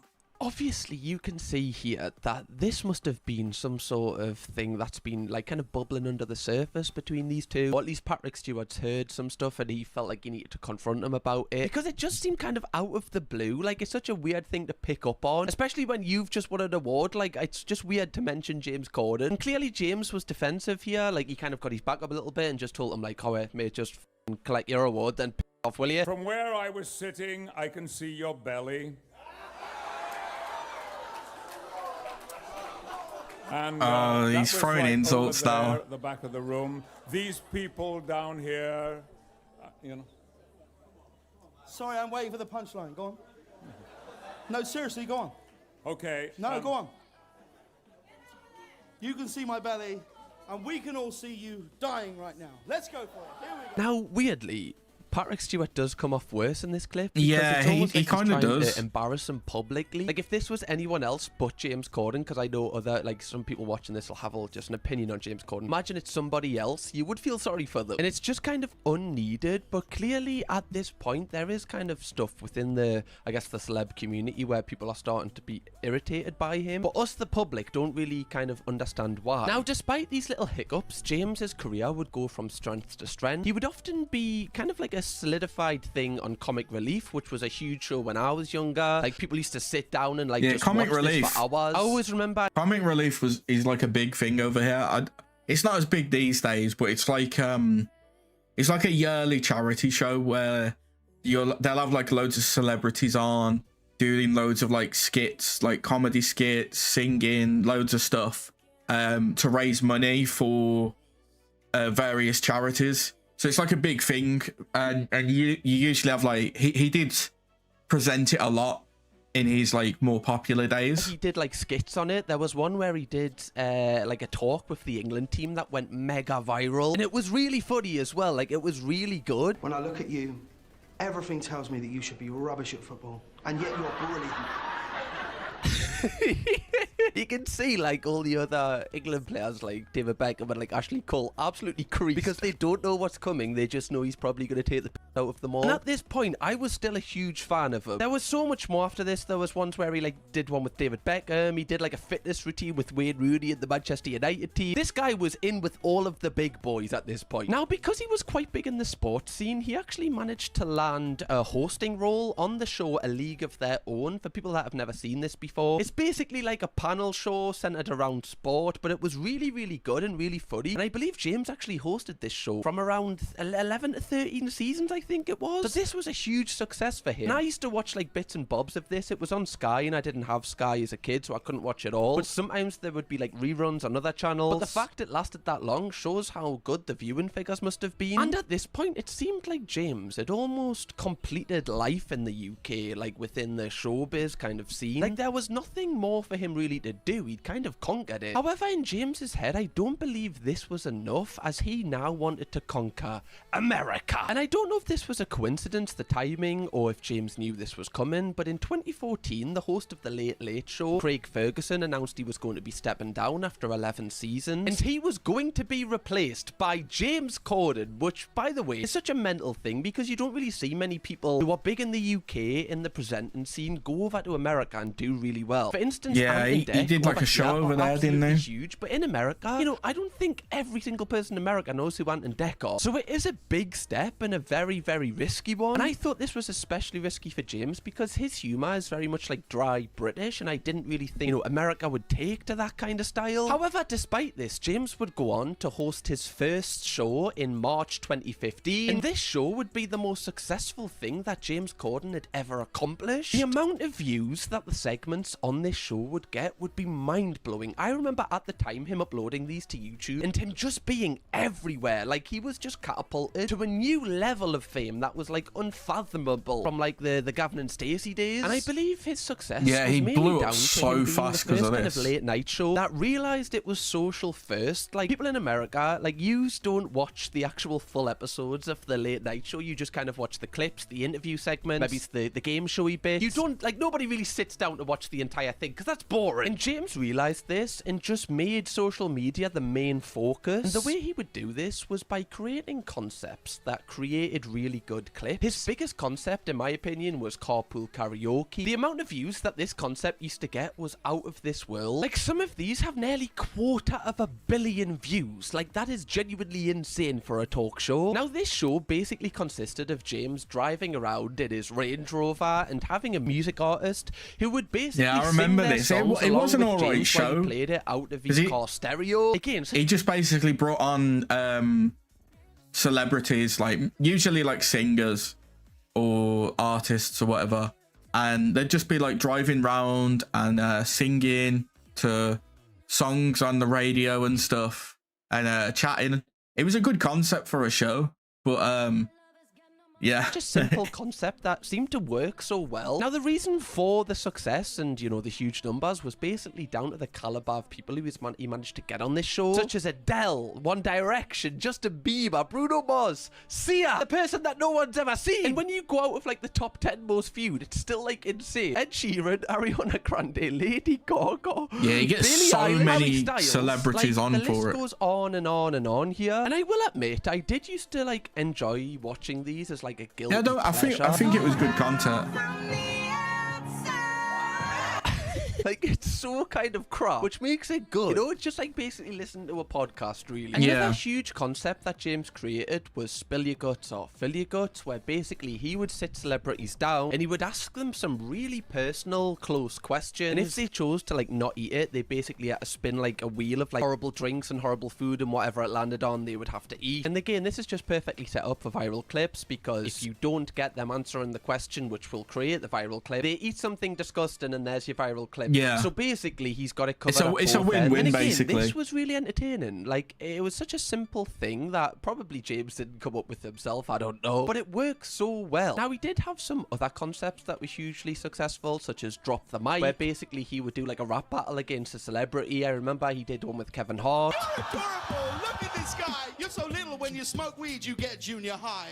Get hot, right along. Okay, I didn't know about this. Being in movies with people more famous than you. Yeah, like if you close your eyes, it's almost like listening to B-Rabbit on 8 Mile. If you just like kind of just keep walking away from the speakers, just keep going. It's basically the same thing. And these concepts made him basically like wipe the floor with all of the other competitors that were in the late night space. Like none of them were doing this at this point. It was like kind of overwhelming for them, because how are you meant to compete with this machine that James has created? And you can even see in that performance he did in Drop the Mic, you know, he was very confident and he almost believed in himself that whatever he touched would turn to gold. But what happens when somebody feels like they can't fail at anything normally means they start failing at everything soon. As after this, he went downhill fast. Now, a common theme that we've discussed with James is that nothing ever seems like enough for him. Like, he achieves just a madness, but it doesn't feel that something inside of him is just like not satisfied, that he needs more and more. So he actually decided to venture into movies. However, a lot of people said that this wasn't a strength of his, and you're probably going to see why when I list them all. One of his most famous movies is Cats, God, I which remember is like this. like an animated real life action like movie about cats. Shockingly, the reviews aren't great for this. I've never seen this movie, I will be honest, for a reason. You can't believe what you're looking at because it's so hideous to behold. People often say the same thing about me when they meet me in person, to be fair. Oh, is that actually what you look like? What? This may be too indigestible even for a hate watch. Now, that is like a striking review. I tried to hate watch it, but it was so bad that I couldn't even do that. That's when you know you've made a pretty up movie. Now, I have seen clips of it, and I will admit, it doesn't look the best.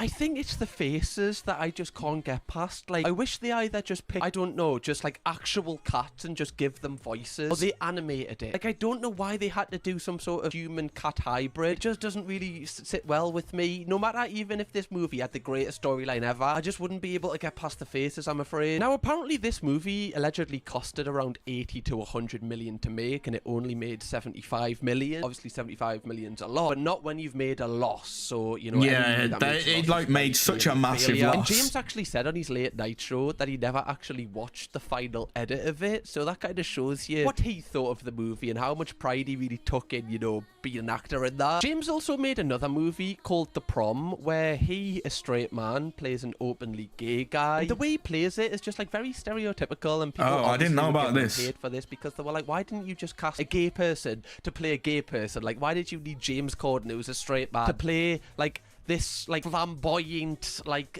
of what he thinks a gay person is? It just made no sense, and it's just kind of cringe. We actually do this. You bet your sweet MILF ass we can.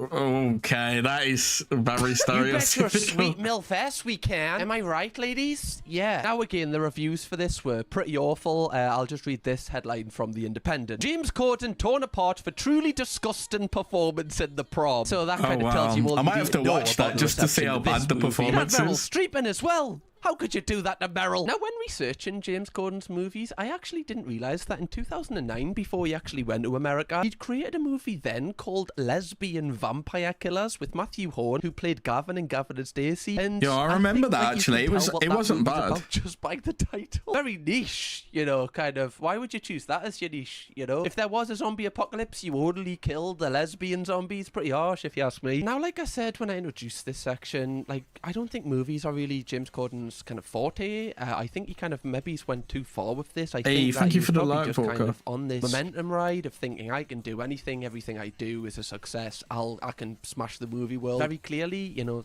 in my opinion, that didn't happen. However, this wasn't actually the most alarming part of James Corden's downfall. What was really alarming was the things that people started saying about him behind the scenes. Now, this is all public information, and I'm not saying that any of this is fact. I need to make that clear. But you can Google all the things I'm about to say here. Basically, I'm not revealing this information. Just need to say that in case I get in trouble. Now, one of the first controversies James had, which was kind of a minor one in my opinion, was him faking the carpool karaoke. Basically, someone I saw this. So I don't think it was that much of an issue, right? Because you'll see what they're on about, but I just don't think it really mattered too much. It didn't take away from what the show was.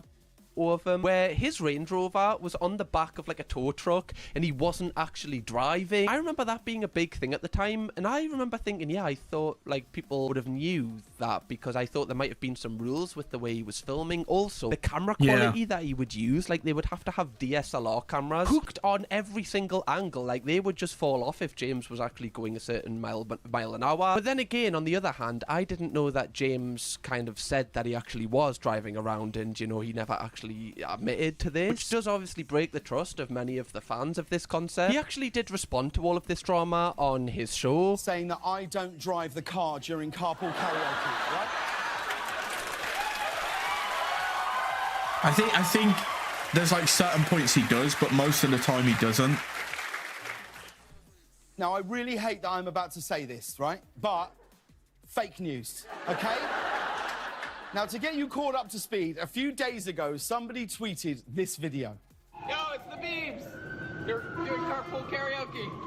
That is so funny. Now, when you see that video, it does break the magic of it, and every single time you watch a carpool karaoke now, you have that on the back of your mind, and it kind of kills it a little bit. At least it does for me. Even though I kind of already predicted that, you know, this was possibly the case, I just kind of want to ignore that. I know this looks bad. But I just want to say right now that I always drive the car unless we're doing something where we think it might not be safe. Now, I didn't think this was that deep at the time. Yeah, I don't think that's a bad response. Definitely. Because technically, like, if they... So let's say they record an entire episode, right, where he's not driving the car. He's not technically lying, because he's like, oh, well, it was too dangerous for me to drive the car the entire time, so we recorded it that way. You know, that's all he's got to say in defense to that. So it's not really, he's not wrong, but it's kind of like a non-answer that lets him defend it more, if you get what I mean. One of the first times where people started to hate James Corden was when he was presenting an award at, I think it was like a charity thing. He made a joke about Harvey Weinstein when it was like fresh happening. Right here in LA, it's so beautiful.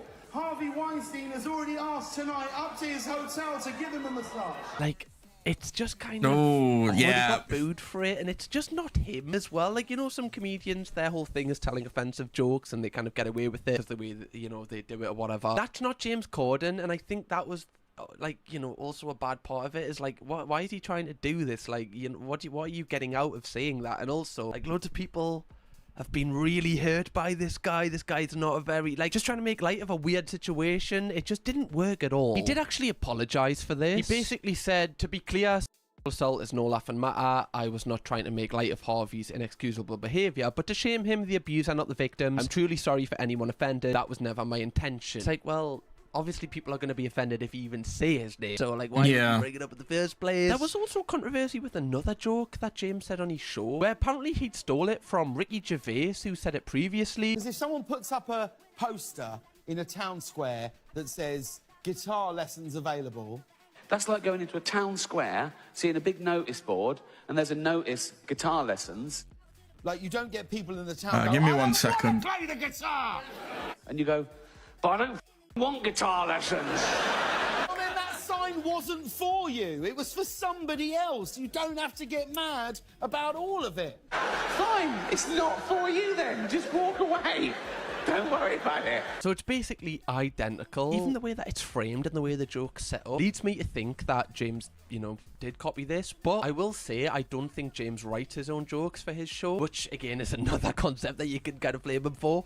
But it'll be the writers of the show that have created these jokes, and maybe it's one of the writers have seen this and, you know, they have copied it. However, if you're James Corden, it's your duty to be, you know, the final sign-off on the script. You should be able to be like, I think that's been stolen or whatever. Like, surely James would know about Ricky Gervais. They're both huge, you know, just people within the comedy sphere out of the UK, and this was a huge special from Ricky as well, so you can't excuse this. Like, this was definitely taken from Ricky's thing, in my opinion. Now, also in 2023, a guy called Craig Duncan, who I believe was a producer on James Corden's panel show A League of Their Own, actually came out and said that James was just, like, really bad to work with, in his opinion. We were working it out to save time back. when old Buggerlugs pipes up. What the f going on here? It's obvious what you do. You put a camera there, you put a camera there, you put a camera there, and you put a camera there. He comes up, shows his dish, goes back to his table. He comes up, shows his dish, goes back to his table. You do it like this. It's so obvious how you shoot it. It's stupid. Just put yourself in, the director, the producer shoes there. This is something you know about how production works. Like, you've studied this to the letter. You know exactly the best way to shoot this, and James's role is the presenter. He can have opinions, he can put things forward about how he thinks it, like things can make it better, but it's the way you portray that, and the way that he says that James portrayed that information. To me, it seems like he's talking down to him and like saying, you're an idiot, you don't know how to do this. And that's not the way to talk to anybody on set. Like, everyone on set is there for the exact same objective, to make the best show possible. There's no need to be nasty to people, because even if their job is a director, or even if they're a runner, every single person matters on that set. And according to Craig, this isn't the vibe that James kind of gives off. I've also seen a clip from Spill or Fill Your Guts where one of the guests asks James, like,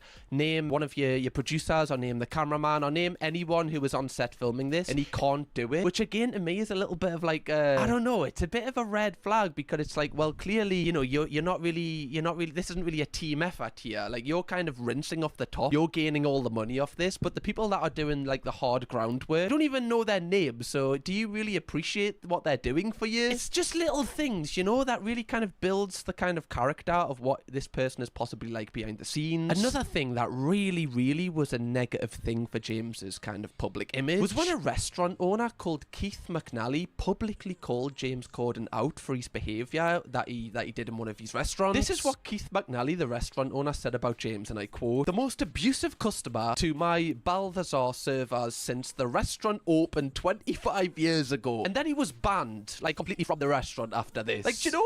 Yeah, I remember reading about this, because he was at the restaurant and he was just so rude to everyone, and then he just didn't want to apologize or anything. It was so disgusting.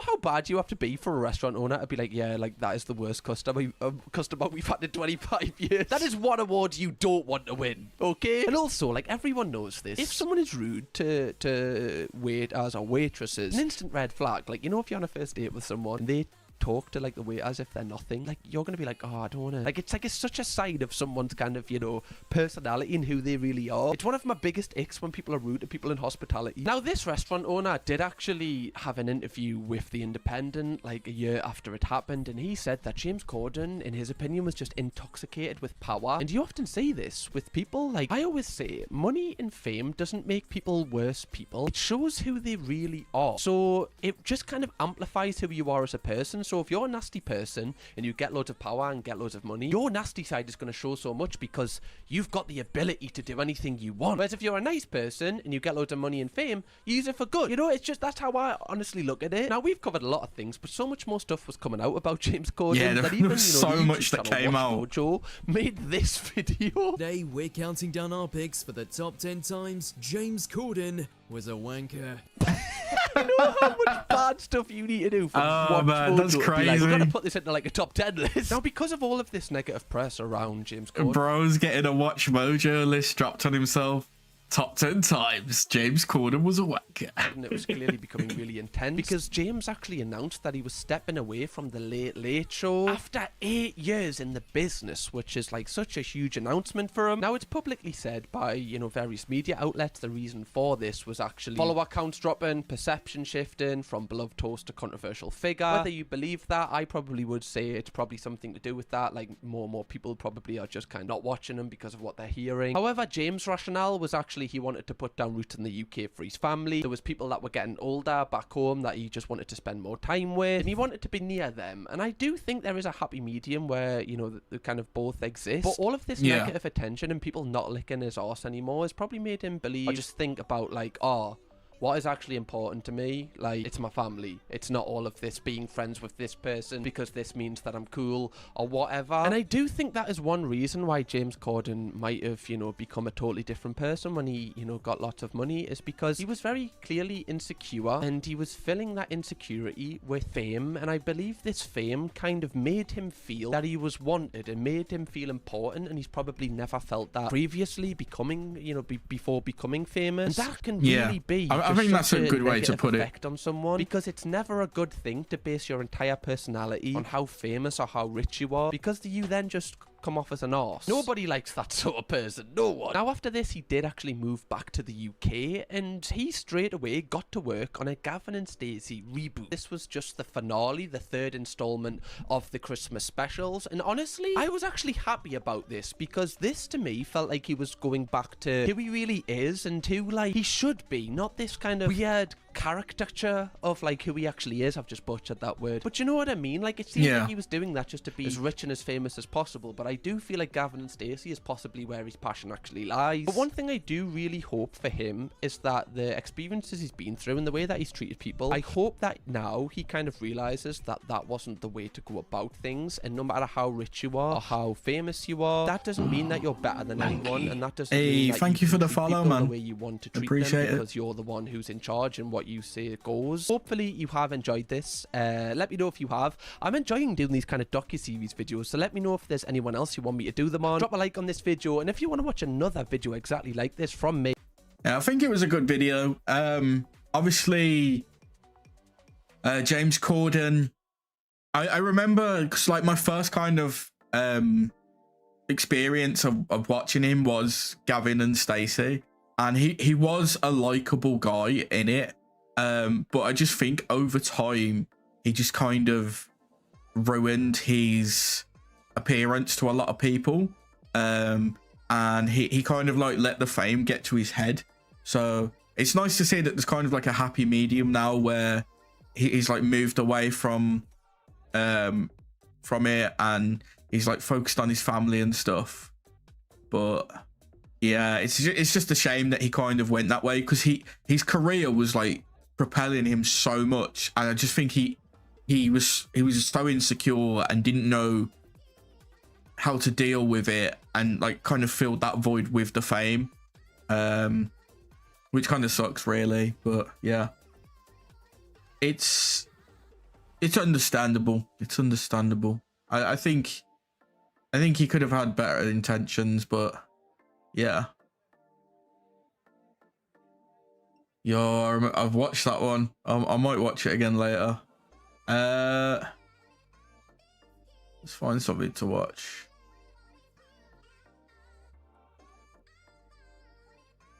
Yo, you know what? Let's watch about this, to be fair. Get it. You guys can think in black. Because everyone on like Twitch right now is like at each other's throats over stuff, aren't they? White, but that's not how it works over here. I will happily send them a cease and desist. I do think your tone doesn't help. I was uncomfortable. I'm really sorry. She has gay friends. Now, you may have noticed over the past couple of weeks, Twitch has been absolutely imploding. There has been war and drama on all sides. And funnily enough, this all seemed to stem from the Hassan Collegate situation. Don't worry, I'm not talking about that again. I know I did a video about it a couple of days ago. That was very well received. All of you loved it. I especially like the picture of me in sits the on the shot fence. color. True. And usually what happens when there's a big drama on Twitch, a lot of other streamers have their take because that is the meta. Wait, yeah. You use Twitch to play video games? What are you, crazy? Yeah, remember when we used to just play video games on here? Now we just watch videos and have takes on stuff. And one of the first people in the firing line was Ludwig. Speaking of that, we'll play some video games in a bit.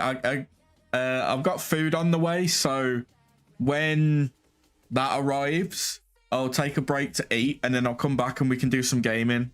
I think we'll do some like Ball X Pit, because I haven't played it for a few days and I want to kind of progress. Quite a bizarre statement on stream. I think it was like trying to, play both sides, but then it just ended up completely backfiring. Yeah, I remember his statement. Tried to throw XQC under the bus, and then XQC called him out on Twitter over it. I talked to XQC at TwitchCon. XQC is probably the single biggest person who is driving the Collargate drama on Twitch. You know what XQC says to me at TwitchCon? He goes, I don't give a fuck if he abuses the dog. I don't give a fuck if he's a shot caller. Wrong, chat. You know who drives Collargate, chat? You know that? the man himself, man. You drive your own drama. Now, okay, I get it, right? Hassan, Yeah. dog collar, ready or not taser. Like we're sick of it, right? That is not what I'm talking about in this video. Now, Ludwig was getting a lot of heat online. People were dubbing him Jellywig, but his Jellywig, partner, yeah. Cutie Cinderella, was also involved in her completely separate drama. So recently there was a live stream with Cutie Cinderella and Vanilla Mace, and some of the takes that she had, people really didn't seem to like it. Yeah. I will never believe that if I'm kind to a hateful person, that means I agree with them. I will never believe that. No matter what you guys say, I won't believe it, because at the end of the day, if I'm around a racist person, I'm just not racist. I'm not. Me, I am not. They are. Yes, but how am I supposed to help them ever? By cutting them off? No, I get it. You guys Yeah, can think in black and white, but that's I think this is what a lot of people don't understand is like you can be around people that are like offensive in some way, but that does not mean you agree with them. And if you don't have those difficult conversations with them, they're never going to improve as people. If you just shut them down straight away, treat them with toxicity, treat them with negativity, they will always carry on the way they are. You're never really trying to fix the issue. You just putting like a band-aid over it. So I do agree with her here. I actually got a lot of respect for Cutie after what she said. not how it works over here. That's not Like how it works for me. a lot of people might not agree with it, which is fine, but I agree. Like I agree with her. Pretty much saying it's okay to be friends with people that are bigots because you're not who you hang around with, and it's always best to like rehabilitate someone instead of cutting them off. Now, initially, I do understand where she's coming from. Because, Yeah. Again, like I think I need to make this very clear. There is a difference between public opinion and then like the boys group chat, right? I feel that anyone, if they had like their messages leaked of them being like kind of like edgy in private, that would probably equate for like 90 to 95% of anyone that ever existed. This does sound like a cope, and it definitely is a cope, but I've always had this game theory of like, you know, what you say in private between friends, that doesn't really apply to how you actually think or how you actually feel. It's more just kind of something like, you know, almost, again, this sounds like pure cope, like venting, letting off steam kind of in a therapeutic way, because, you know, you can't be this perfect saint constantly. I mean, some people can, and if you do, that's great. I'm pretty sure you knock my door asking me what I think about Jesus Christ. But basically, I've always had the theory of like, you know, if someone shows a character and then they're, you know, different to close friends in private, you know, they'll make like the occasional joke that they wouldn't say publicly. I don't really see too much of an issue of that. I mean, there are some things you definitely can never actually say. Oh yeah, 100%. Personally, if it's kept to the realms of, okay, it's a joke because I know how like immoral and bad this is, and this wouldn't actually reflect how I would act or feel in the real world. You know, I mean, it's not the best outcome, but it's definitely a good compromise. Now, obviously, in the example that Cutie is giving, you know, let's say you're with a group of friends and one of them is being like openly hateful to someone in the group because of like, I don't know, gender, race. And yeah, I definitely think talking to someone and trying to change their perspective for the better is much better than just completely cutting them off. Yeah, Because if you cut them off, you then have I think that's where I kind of agree with her point. Is like I don't think she explained it as well as she could have, right? But I do agree that like if you just cut someone off completely instead of having that opportunity to try and help them see what they're doing is wrong, then they're never going to improve as a person, right? They're always going to be stuck in that mindset. They're always going to act the same. So if you're trying to like rehabilitate them, like you said, to like not be offensive and improve as a person, and yeah, it's a good thing. I just think like she could have explained it a bit better, or at least in like more detail. the problem of they feel, you know, hated on for it. So if anything, they're probably going to commit to that view even more. But I do think at the same time as well, Cutie is massively oversimplifying the situation. Yeah. Treating like kind of all hate is the same thing. Okay, let's say yeah, you're there's a different para viewer, levels. right? You've just came out as gay or trans, so that's probably about 90%.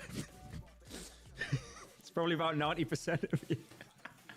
But anyway, the point I'm trying to make is the other friend isn't accepting of that status. And I don't really think there's a world where, like, you know, the gay friend feels the need to take time out of their day to try and, like, educate the hateful friend. I don't really think it's, like, for example, gay people's duty to go around, like, educating people, because I'm pretty sure some gay people have tried that before, and it's just made the other side double down even more. And then she's oversimplifying it again in a second way, because she's saying that all you really need to do to diffuse the situation is to educate the so-called bigoted person. Like, again, I find it ironic an American is making this point, by the way. Like, do you know the amount of, like, even for example, political discourse at the minute? Like, it has been proven multiple times, and even in studies, if you try to basically convert someone or get someone onto your side or to prove someone wrong in a debate, they will literally know that they're wrong and then double down anyway. Like, okay, yo, true. Boy words, but the amount of even triple down, especially with the inclusion of, like, the internet, not actually having to see someone when you debate them or talk to them, or just even in person. I mean, humans in general, for the most part, I would say, are very, very stubborn. They will dig their heels, and if they're proven wrong on something,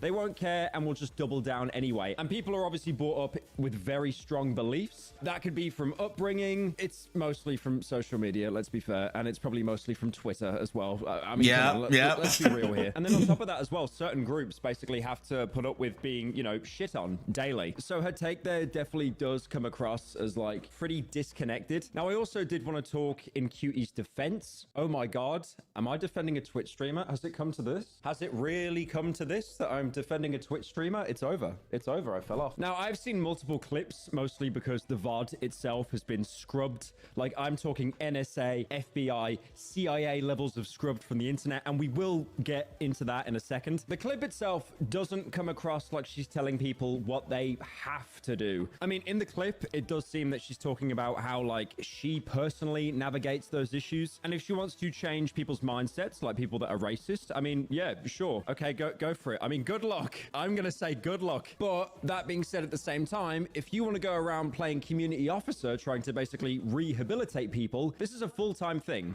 You can't just, like, try it once and then, you know, give yourself a gold star saying, oh, I did the thing. I'm a good person now. I feel like getting someone to stop something and then fully, like, you know, rehabilitating someone, if we're going to use that word, are two very different things. Because if you get someone to stop, like, hey, I'm not comfortable with you saying that word, they might stop saying it around you, but they haven't really changed. You're not really changing their views by doing that. You're just getting them. Yeah, that's a valid point, actually. So there is quite a significant difference, isn't there?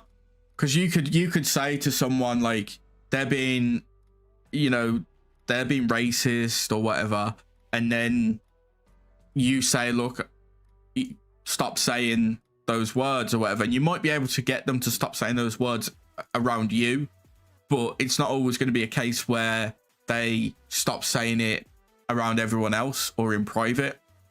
But if you can rehabilitate them to a degree to understand that, like, you shouldn't be saying that and here's why, then they're more likely to stop saying it for the right reasons rather than just stop saying it around you because they just see it as, oh, well, you have a problem with them saying that. So I think she did need to expand on it a bit in that circumstance. You know, you're basically doing the whole meme of, like, you've got friend group A and then you've got friend group B. Oh, I can say, like, all the racist stuff around friend group A, but friend group B, no, that would be bad. I also saw this one clip of Cutie Cinderella actually talking about her dad and how he's openly transphobic and pretty hostile towards her stepbrother. My stepbrother is trans, and my dad refuses to use the correct pronouns. He doesn't understand why it's so important, right? And it drives me crazy, and it drives my stepbrother crazy, of course. But I've had to say to my dad, you know, it's not gonna hurt you. It's not gonna hurt you to say the correct pronouns, but it does hurt him when you say the wrong one. You know what the difference is I'm able to have this conversation with my dad because I'm open-minded and we love each other. My stepbrother just says off and won't talk to my dad, so there's no progress being made. Yeah. And so you can, it's all about making progress. You can say to me, no, you're supporting it. I'm not. I don't support that my father is transphobic at times. I don't support that, but I still love my dad and I'll go to coffee with him tomorrow, but I don't support that. And she explains the situation. She talks about how she's trying to help him and then ends it by saying, I mean, yeah, like, I'll still go and get a coffee with him, because at that point you're basically accepting the bigotry as long as it's not done in front of you. Because again, unless I'm missing some huge Yeah, I mean, I context here, suppose it I see sounds where like she Pyro's actually coming hasn't from with been able that. to change her dad's worldview because I guess that's how people have kind of took it, haven't they? Because to me, I'm taking it as like it's still someone that she's close to, and she's trying. In her mind, she's probably just trying to like make him see the error of his ways and help him like to get past that and improve and stop doing that. But I can kind of see it from what Pyro's saying, where, you know, it is kind of like, hey, that's cool, just don't do it around. Well, it's not cool, but yeah, just don't do it near me kind of thing. So yeah, I can kind of see where they're coming from. And like most boomers, believe me, I know, they dig their heels in and they will have the same opinion until they hit the grave. It is literally just hardwired. I am not expecting Cutie Cinderella to magically change her dad's worldview on trans people. He has some terrible takes by the sounds of it, basically invalidating an entire group of people. But at the same time, she's saying it's not really set in front of me. I still love him, so I'll go get, you know, like a coffee with him. Now, a lot of people have been throwing out the rehabilitation argument, but the thing is, rehabilitation isn't just telling someone they've done something wrong. I mean, okay, here's an example. Look at how people actually get rehabilitated. They'll get shipped out to some like random prison town. The only people that they can speak to are other prisoners, guards, or psychiatrists, and they're basically under pressure 24/7 to change. Specifically near the end when she says like, how am I meant to help them? And then also saying that you guys think in black and white, but that's not how it works over here. I get it. You guys can think in black and white, but that's not how it works over here. Because it does come across that, you know, bigots need to be helped. But in reality, in a lot of situations, these are usually grown adults that don't need to be coddled. And with the point of Cutie basically saying that, you know, if you cut people off for being bigoted, that's thinking in black and white, it does kind of come off as, I'm not really... Yeah, I don't think she's doing it correctly. I like I said, I understand where she's coming from. I understand the point she's trying to make, because you can't really, if you just cut someone off, they're never going to improve. They're never going to learn, hey, I should be doing this. I need to stop doing this, and this is why. It's more the way she kind of explained it, like, and like especially once Pyro's explained it a bit more, it's like it's not the correct way to do it, is what, because it's kind of just like she's seeing the bigotry, and she's like, yeah, I'm okay, like I understand it's there, but it's not going to stop me hanging around with that person. So you just kind of like, you're not really solving the issue. And I understand in her eyes, she's still kind of like, oh, well, it's showcased by the one guy who changed several. Yeah, I think I saw about that. Because he was like a black dude, wasn't he? And he just basically became friends with a lot of the, like several of the members, and like they just changed massively because they just saw that he wasn't this like stereotype that's being projected into them, that like they think this is how he is, and they were like, no, he's actually a nice fella. And it just kind of like slowly got rid of that racist ideology in them. Yeah, you've got to do it a bit at a time. It's not something that you can just kind of, you know, it's never going to be solved in a day. It takes time. Target for racist people. Therefore, I'm able to talk to them more effectively than the rest of you. Look, I'm really trying to not say the word privilege, okay? I'm trying so hard. Yeah. Man. I don't want to be one of these woke tubers. Now, what did Twitter think of this? Well, Twitter does the thing that it always does, where it tries to bring up echo chambers are such a huge thing these days, especially with like the rise of social media and the internet itself. Like we didn't really, I don't know how old you are, but like we didn't really have that for me growing up. We had like internet. Well, we had like early internet, and you had stuff like MySpace and MSN Messenger, stuff like that. So you did have, I'm 3 days older than that. Yeah, so you did kind of you had like some forms of social media, but it wasn't to the extent of like Twitter and Tumblr and Blue Sky and stuff like that. So it was just kind of like, there wasn't really echo chambers. There was, but not as prevalent as it is these days. And I feel like people are too comfortable being in one. They're too afraid to like see something from a different perspective, or try and understand something from a different perspective, and they just want the quick fix, or you're just out. Quick fix or you're gone. And it is a problem, because it means you're never gonna, we as a society is just never gonna improve, because we're always gonna be in this endless cycle of people in echo chamber. Someone does something or says something that people don't agree with, they're gone. Instead of it being sit down, have a conversation, try to explain to them what they've done or said was wrong and why, and try to help them move past it and learn the error of their ways. So it is a shame, and I just don't feel like we're going to get past that point anytime soon. I think we're just going to be in this cycle of echo chambers for quite a while. Yeah, I think that's the best way to be. Try to have an open conversation, even if you don't agree with someone. Yeah,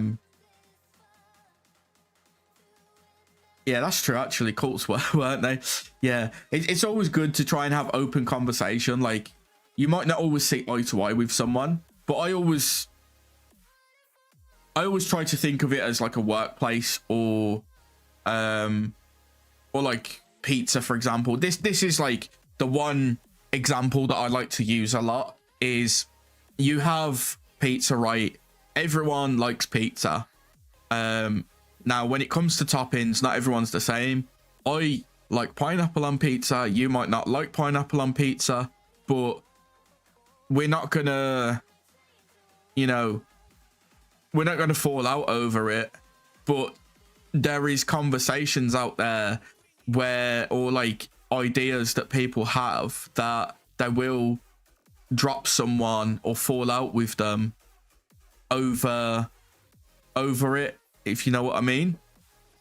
So how long is it before we get to the extent where like a simple idea of what toppings do you like on pizza becomes controversial, and we have echo chambers where people that like pineapple on pizza get shunned out of a group or an echo chamber? Give me results and you'll get what you've earned. Give me attitude and you'll get what you deserve. Yeah, that's a good way to put it. That's a really good way to put it. But yeah, it's gonna take a long time. You're right, Fialia.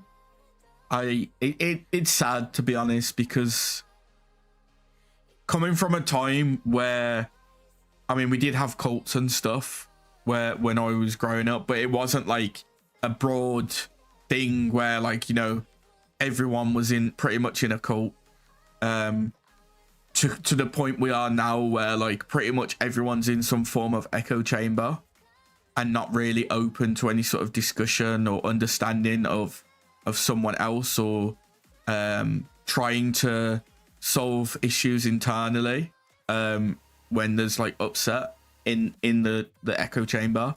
They just push the person out.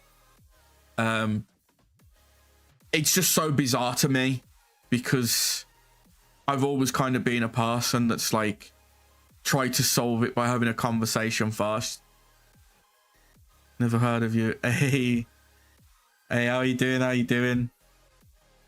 Yeah, I just always try to solve it first with a conversation, and you might, like I said, you might not always agree completely with someone. You might not agree with a group as a whole, but it doesn't necessarily you mean you've got to like fall out with them or get pushed away. And then when it comes on to like more controversial stuff, there should still be that kind of like open communication to try and help them see why it's wrong or help them try to improve, because otherwise you just have a perpetual cycle of echo chambers where people just get pushed out and nothing ever improves in society. Completely different. We're getting deep in here today with the conversation, aren't we? Different argument trying to debase the main argument, even if there's a very weak link. Like, for example, people saying that QT had all this time to educate, you know, these racist, homophobic, transphobic people, but then at the same time will cut people off that had like substance abuse issues. Now, that tweet is very obviously referencing Just a Minx, who's a streamer that lived in LA, was friends with QT, I assume, and had a drinking problem, which led to the point of QT cutting her off. I mean, I do even remember a couple years ago. What do you stream about? I mainly just do, like, I do like gaming, and then just a bit of like watching videos, just reacting basically. That's pretty much all I do. Just chilling, hanging out most of the time. We're gonna play some games later. So I did say Ball X Pit, but I'm kind of like itching to play more Ninja Gaiden, so I might give it another go. I might just preemptively switch to a PNG reactive at that point and kind of prepare for it, because I just feel it might just be like poor optimization, but we'll see what it's like when I go to play. A specific example of QT allowing Minx to come to an event. I'm not sure whether it was like the streamer awards or something. It was some kind of award ceremony, but basically said to Minx, you cannot drink, despite the fact that the event basically had alcohol everywhere. And I can definitely see why people would take issue with that. Obviously, you have a known alcoholic being invited to an event around alcohol. She might have just been banned. Yeah, I'll agree with you there. I'm not a huge fan of QT, but I do kind of have a bit more respect for her for like going against the grain in this conversation. But she did kind of like, I get where she was trying to come from, but she didn't really handle it well. Like, it wasn't worded well, and she could have like gone in more into detail with it. So then, like, obviously she got a lot of backlash for it. And then I don't get Valkyrie with the whole like hate on white people, because it's got nothing to do with that at all. Like, that's not the context of the conversation. So you just moving the goalposts to fit your narrative instead of actually attacking the actual issue at hand. And that's kind of what the problem was In the first place anyway, and then not invited, because from what I believe, she did end up drinking anyway. But then other people also made the argument, well, you knew this person had like a problem, and then you surround them with their addiction constantly, and then you tell them to, you know, don't touch the addiction. It's definitely going to be... Whoa. Oh my god. That's actually such a valid point. So if they know that Minx had a problem with alcohol, like she was a really bad alcoholic, putting her at an event and just saying don't drink and then surrounding her with alcohol was probably not the best idea. But Ludwig also did that as well, with what was his name now, the Smash player. He was an alcoholic and a friend of Ludwig's, and he brought him to play like Mario Kart or something, so like Mario Kart with booze, and he was just like putting him near alcohol, so like surrounding him with alcohol, and then like celebrating when he was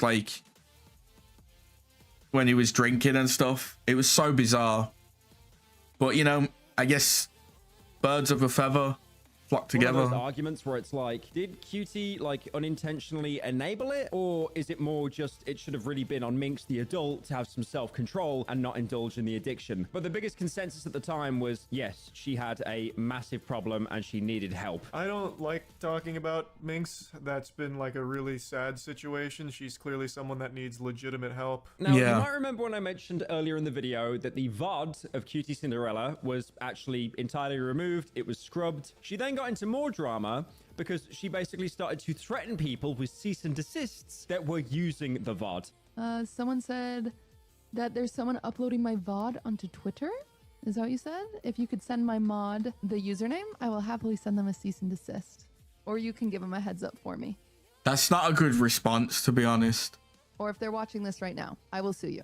Quite literally. I'm not afraid of doing that. That's a money waste. It's not, actually. It's like relatively cheap for me. I'm happy to spend Just stand by what you've said instead of attacking people. That's not a good way to go about it. She said what she said. She took down the VOD and now she's trying to sue people for showing the VOD. That's not good. That's very disingenuous behavior. Upload it to make money for myself. You're not allowed to take advantage of the content that I am creating that you are doing nothing for without my permission. Now, the only out I can give her here is that she's stressed about all the drama. But again, like, it's an awful look. It's, you know, the Yeah, that's not a good look. Her saying that she'll sue, the little sip of the tea afterwards. Ooh, drama. And then also bragging about $500 is basically nothing to prove a point. It just screams unrelatable. Now, in her apology stream, she did actually clarify on this point, though. She did say that the clip was taken out of context. And she was actually talking about a taken down singing stream she did right after she played unreleased music, not the stream where she was talking about, you know, bigoted people. Since the VOD was deleted, I did a singing stream after. I've been wanting to do a singing stream. If you watch me, you know that. And whenever I do singing streams, I delete the VOD because I'm embarrassed of my singing. And I started the singing stream and I sang some of my unreleased music. I sang 3 of my unreleased songs, and then people were threatening to upload that. And so yes, admittedly I was on edge and I was I don't know. Why would she could be right? But if you're not comfortable singing publicly, then why are you doing a singing stream and then deleting it after and getting mad that people are taking that and uploading it? And also, I don't think, given the context of what's going on, I feel like people would more likely take her stream where she's like critiquing people instead of her singing stream, and they'd upload that instead. Because, like, who cares if she does a singing stream? Like, the only people that are going to care is, like, her fans. Like, realistically. And I guess a handful of haters that just hate watch. But I don't know. being a bitch about that. I recognize that even saying this now, that might happen, that people might upload my unreleased songs. I wanted to clear the record, and I was only thinking of my music being released. But I understand how that's being perceived now as Cutie is copy striking anyone that posted the combo. I'm not.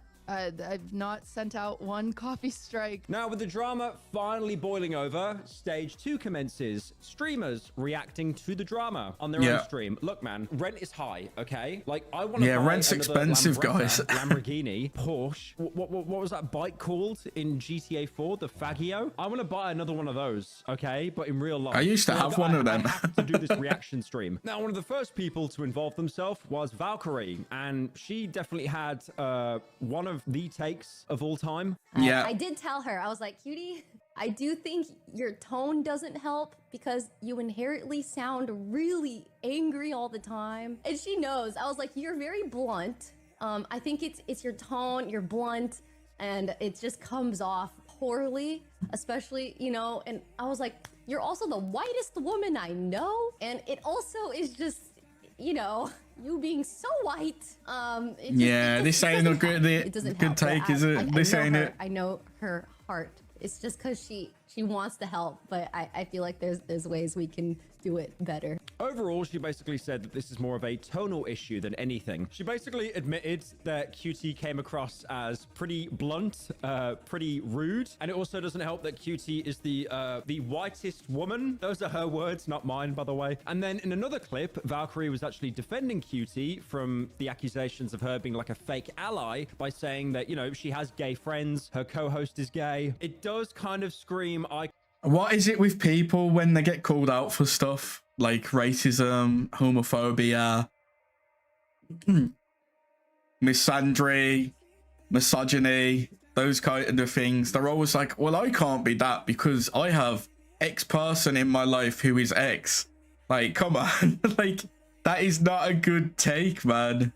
Can't be racist because I have black friends. She's not a fake ally. Do not say that. Her co-host is gay. She has gay friends. The way she spoke about it was poor. This was obviously posted onto Livestream Fails as well, the popular subreddit that seems to parasocially hate every single streamer. That is, unless you're XQC, Forzen, or Northern Lion. Vanilla Mace also made a statement on stream, which a lot of people really weren't happy about. She said, basically, that she didn't agree with what QT was saying, and if anything, it made her feel really uncomfortable. And she's also going to take a step back while all the drama... But that's a bit disingenuous, because when they had the stream where they were talking about it, she wasn't disagreeing with her, she was actually agreeing with her. So how can you say that you're disagreeing with her now and you didn't agree with her when there's proof of you doing it?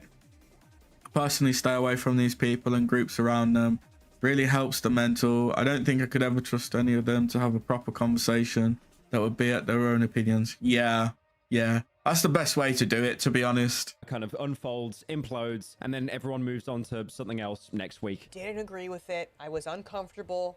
Obviously, as you could see in the clips, you know who I am, you know what I stand for. If you're someone who's been watching me, then you already fucking know. If you're a first-time fucking chatter and you're just joining off of clips that you've seen on TikTok and you don't know shit about me or fucking shit about shit, then of course I'm gonna assume that you're just gonna make the assumptions that you're going to make. But people who know me and know my character and know what the fuck I stand for know how I'm gonna go about this. I am simply stepping back from everyone, gonna touch a little grass. And people did not like that response because they immediately said, well, if you weren't comfortable with it at the time, why did you not stand on business and say something? Why were you silent until now? I mean, to be fair, I feel this drama would have got nowhere near as much traction if, one, Valkyrie didn't say anything, and then secondly, if someone told QT that what she was saying at the time was probably a bit of a problematic take. I mean, not even like to correct QT, more like they could have actually had like a healthy discussion about it on stream. That would have been content, and then they could have just moved on. I mean, sure, there'd be like 2 posts on LSF, but then they'd be buried by Forzen watching someone else's video. Streamers banned for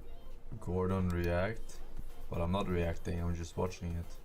I just feel like with Vanilla's take, it's only been said because, you know, QT's got a lot of heat around her, and you kind of want to distance yourself from her to protect your own image and to protect your own brand. Now, this is actually quite a surprising collab that I never thought would happen in this video. FaZe somehow got involved, specifically FaZe Ronaldo. Yeah. So he claimed that Vanilla was totally fine with hanging out with the FaZe boys, even collaborating together. Right, my food has just arrived, so I'm going to BRB, I'm going to go eat, and then we'll carry on finishing this, and then we'll jump into some gaming. So I'll see you in about 10-15 minutes.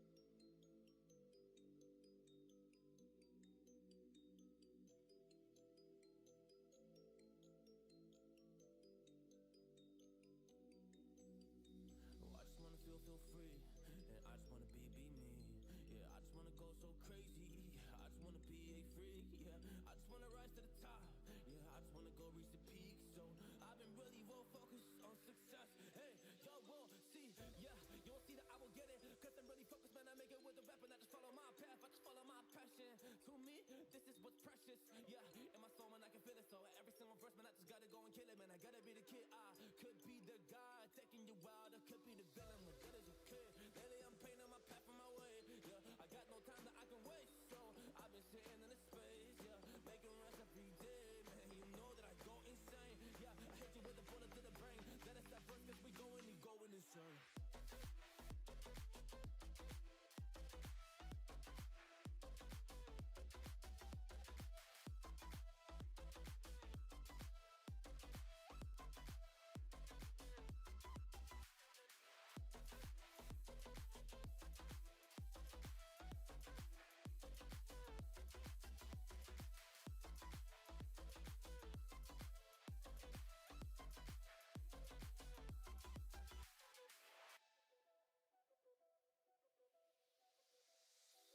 You don't know what I'm gonna do. You don't know what is next. And I'm loving the fact, truly it's making me blessed. Cause I work on my team, no snakes in the grass. And we have been trusting the wind because of the work that we did in the past. Because of the work that we did in the past. Man, we went to hours, you barely got breath. So I get the realm and we didn't finesse. So I got the feelings that we might be next. Cause when we go in, we win in the match. Sure. When we go in, we win in the match. So that's how we do, cause we be the best. We be the best, best. Yeah, we be the best. Whoa. Yeah, we be the best, best. We be the best. Hey. Yeah, we be the best, best. Hey, we be the best. Yo, you wanna come on my test? Whoa, you want to see we the best? Hey, you don't see that we're the best kid, so I suggest you never really come and test it. But otherwise, I will smack your face like Michael Jordan does with a ball on the basket. Oh damn kid, but you didn't expect it. You never really thought that this could just happen. But now really come on and we pull out with the action. Just keep on the feed, those they don't get it like.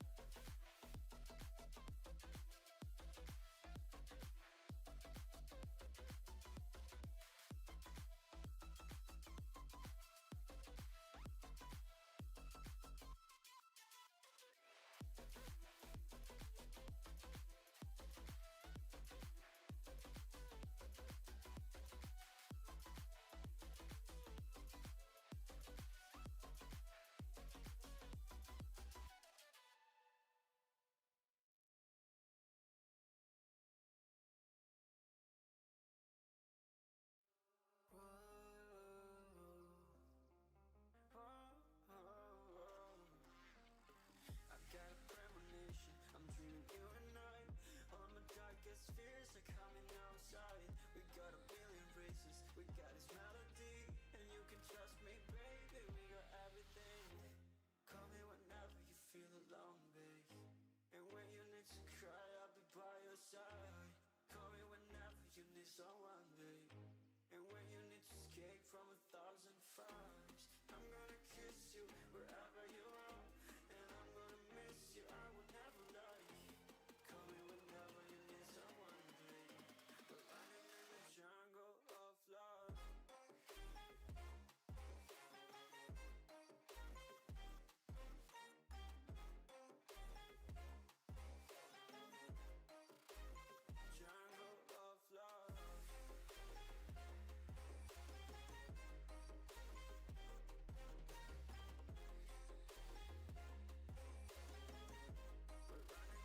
Jungle of love.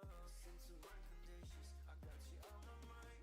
You were stuck in my head and I don't know why.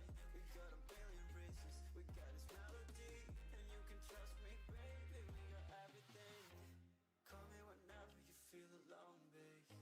And when you need to cry, I'll be by your side. Call me whenever you need someone, babe. And when you need to escape from 1,000 fires, I'm gonna kiss you wherever you are. And I'm gonna miss you, I will never lie. Call me whenever you need someone, babe. We're running in the jungle of love.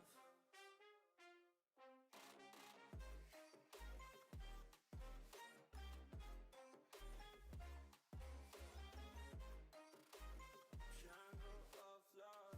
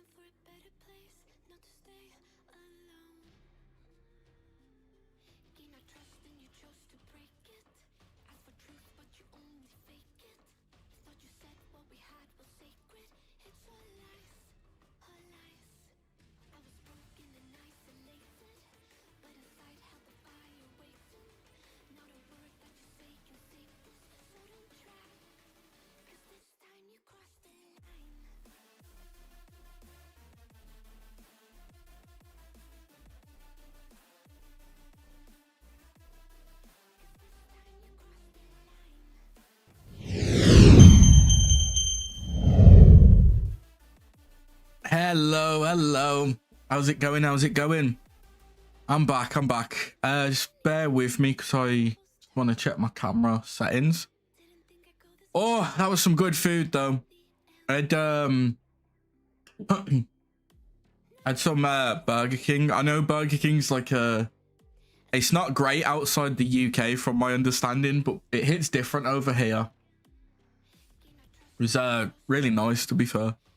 Anyway, let's carry on. Together, and then also she would hang out with Cutie Cinderella. But now the audiences came out and said, you know, we don't like this. Then all of a sudden, she basically switched it up, basically making the argument that her fans aren't real fans if they're like essentially holding her hostage, depending on what her opinion is. And then she'll just kind of pander to please them anyway. Yeah. This person was literally. I feel like it's better than McDonald's over here for everything outside of the nuggets. But McDonald's is still like I say McDonald's is like a solid 5 because you can't go wrong with McDonald's, right? It's always like in the middle because it's like it's never like great, but it's never like bad. It's always like in the middle. But Burger King, I'd probably say like, well, fast food sucks in my opinion as America. Hey, the best way to do it, just avoid it.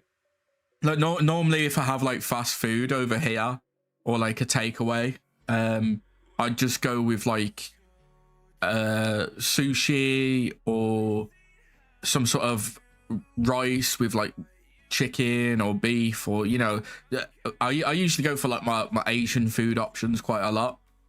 But someone was talking to me yesterday about Burger King, Burger King came up in the conversation, and I was like, you know what, I haven't had one in like ages, so let me get one today. Anyway, let's carry on. At Silky's birthday, you've asked Adapt to collab. You've been with Jason a ton of times, collabed or whatever, been around. You're at Jason's concert. You literally have talked to me off stream saying, oh, blah, blah, blah, like, how are you, blah, blah, you're killing it, blah, blah. I literally saw you 2 days at Silky's birthday, and you were on my stream with Cutie Cinderella. And you were, I'm pretty sure she was at our 4th of July party. But because you're seeing tweets on the internet calling us transphobes, racists, whatever it is, I don't even know what the words they're saying. Now it's, oh yeah, I'm uncomfortable with her statements. You are not uncomfortable with your statements. You're literally just anything your community says, you realize you're like, what? You have a filter, it seems like yeah, that was so nice to us. And that's the problem, like, fair play to him calling her out on it. I'm so confused. And now she's saying she's agreeing with people and that she's uncomfortable with what Cutie's saying. What is... It seems to be whatever your community says, you get worried about. You get worried about what your community says because that's how you make your money. And you have to do it exactly what they say. You don't. This isn't real fans, by the way. Fans aren't just fans for holding you accountable. Yeah. Fans are people that support you and understand your point of view or your statements. Anything that your community says, it seems like you just agree with instantly. How are people going to call us homophobic and transphobic? We've never even... What have we done that's anywhere near that? We fucking saved the gay dude from... for God's sake. And then this led to XQC getting involved, because of course he did. He probably lost a bet on steak or something. Apparently he got a PhD recently, I'm not sure. He pulled up a flowchart to explain how a lot of streamers actually here it is, the flowchart. If they agree with something that the public disagrees with, oh no, I secretly disagreed with that the whole time, guys. I'm on your side. I was trolling, I was testing you. It's basically just a very cowardly way to quickly save face if shit goes sideways. This person is saying, you're saying something, I agree, but does chat agree? My chat in emote only mode so I can farm the hateful watchers. So let me check Twitter a day later. Oh, you guys don't agree? Well, guys, I always It is the perfect Jesus. the perfect chart, isn't it? Someone says something, I agree. Does the public agree? No, then I disagree. Does the public disagree? Does the public agree? Yes. There's no problem. Someone says something, I disagree. There should be another one where it's like, does the public agree? Yes, I agree. Like a little line from disagree to public and then to yes to agree. And basically, if if chat says they agree, we agree. If chat says they disagree, then we disagree. That's basically what he's saying. Can you see? Brother, I was in his call, but I was uncomfortable. Like, that's obvious.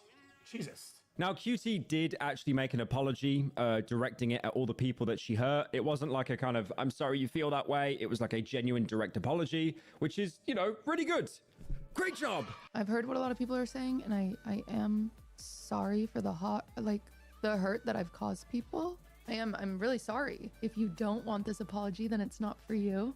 And clearly you're not hurt, but I'm apologizing to people that I've hurt, and that's important to me. So if you're a part of the queer community and I've hurt you, I am sorry. If you are a person of color who I've hurt, I am sorry. I really am. The way I was wording things was very like irresponsible and wrong, and I'm sorry. This is not about me. It's annoying that I'm chill. I'm fine. I don't articulate myself well, which means I can't really be upset if what I'm trying to convey is misunderstood. Because like, don't get me wrong, at first I was like, how could that be taken this way? And then I listened and I learned and I said, oh my God, because it wasn't my intention, but I did articulate things very irresponsibly, and that sucks. Even some of the clips I've seen, I feel so irresponsible for my own wording. I really do. And I'm sorry for that. I watched it back. I understand why it was hurtful. But again, like, is the apology going to change anything?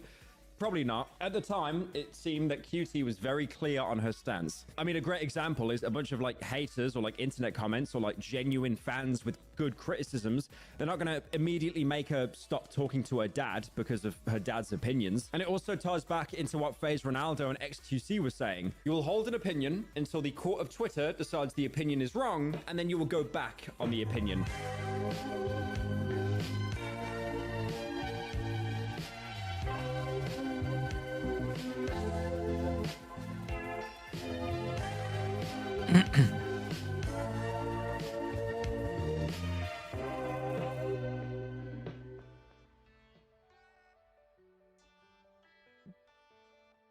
Box left.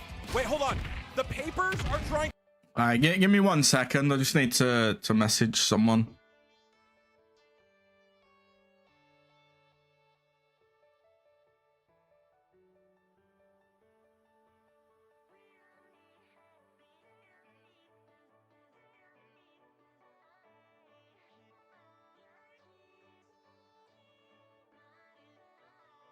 Okay.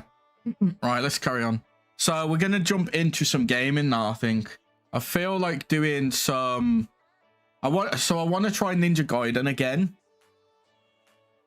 I'm just not sure because it just feels so like unoptimized. So I don't know. Any different items? Possibly. I'd have to check. I don't know. I'll have to get like a copy of the American menu, and then I can like compare it to the UK one. In fact, I can probably do that now, can't I? American Burger King menu.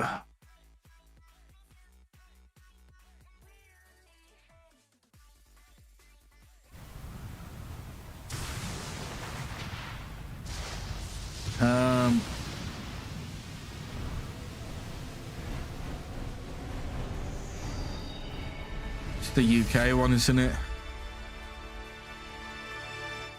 Okay, that's the UK one.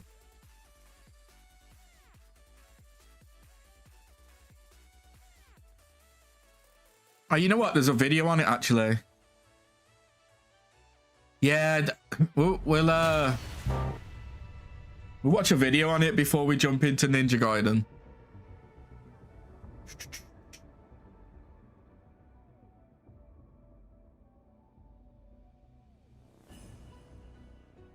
This is US versus UK Burger King. From calorie count to portion sizes, we wanted to find out all the differences between Burger King in the US and the UK. This is Food Wars. I like how the UK ones, all of it fits on the one tray, and the US one is like there's so much more on the tray, and then there's like extras on either side. In the UK, we have 3 drink sizes. We have a small, which is 250 milliliters. This is a US small. We have a regular, which is 400 milliliters. This is a US medium. And we have a large. And here, ugh. Nah, that's crazy. What? So our largest one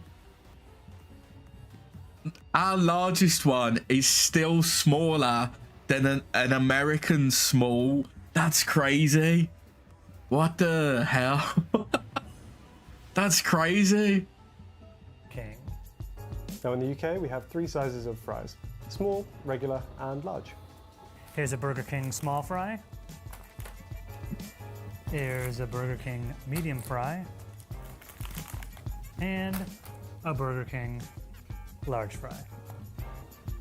So of the 3 sizes of fries that we were given, I'm actually not sure which one is the regular and which one is the small, because these two kind of look identical. We're going to weigh them all. We're going to start with this orange bottomed bag. Large drinks all the time.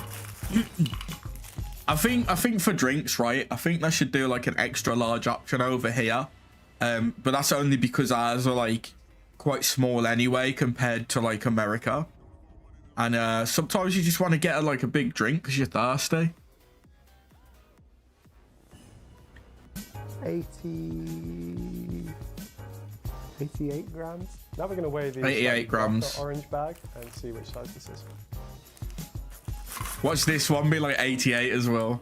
So there's only a 5 gram 83 difference, but this one is the small.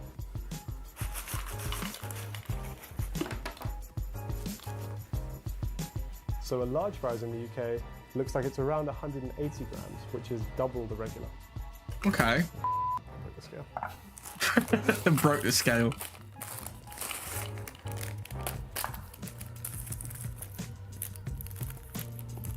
We're actually having some concerns about the sizes of the fries in the UK because our measurements showed that the lighter orange bag actually contained more fries than the darker orange bag. However, when lined up very scientifically like this, what we'll actually see is that the bag sizes go up in that color order instead. So I think what's happened here is that our small was actually bigger than There we are. If you want more fries and you don't want to get a large, just get a small. As you can see from our sizes, it's pretty obvious what the small, medium, and large is. But, of course, we're still going to weigh them. So let's start with the small fry. Yep. Oh, rogue fry. And now Okay, 118. So that's already bigger than our medium. Yo, nah. They're conning us, guys. They're conning us. There's no way. Hey, how you doing? There's no way that in the UK the small has more fries in it than the medium, and in the US the small and medium have the same amount. That's a con, that is. It's like, yeah, it's pretty similar. I know we are watching UK Burger King. It's comparing UK and US Burger King, and so far we've had where was it? So look at the drink sizes, right? This is the UK on the left. Our largest is smaller than the US small. That's true.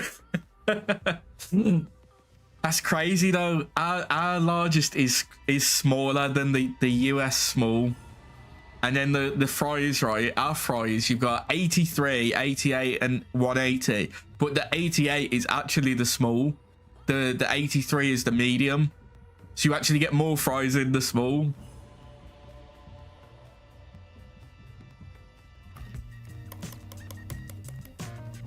And then the American sizes, they're exactly the same.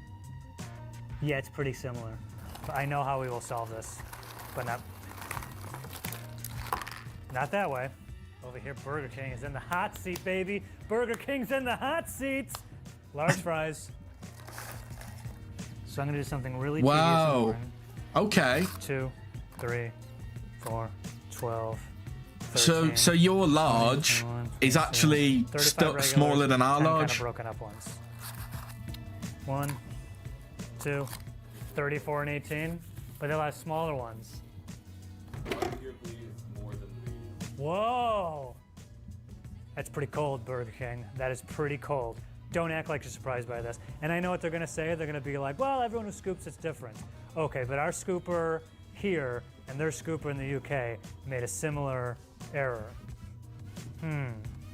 Suspicious, right? Yeah, that's crazy. Frygate 2020. Frygate. So this is a Whopper in the UK.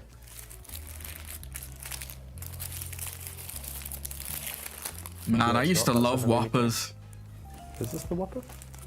I cannot find it. I've forgotten the Whoppers. Burger King. Oh, they've forgotten the Whopper. So what we're going to do is weigh a Whopper and see how much a Whopper weighs in the UK.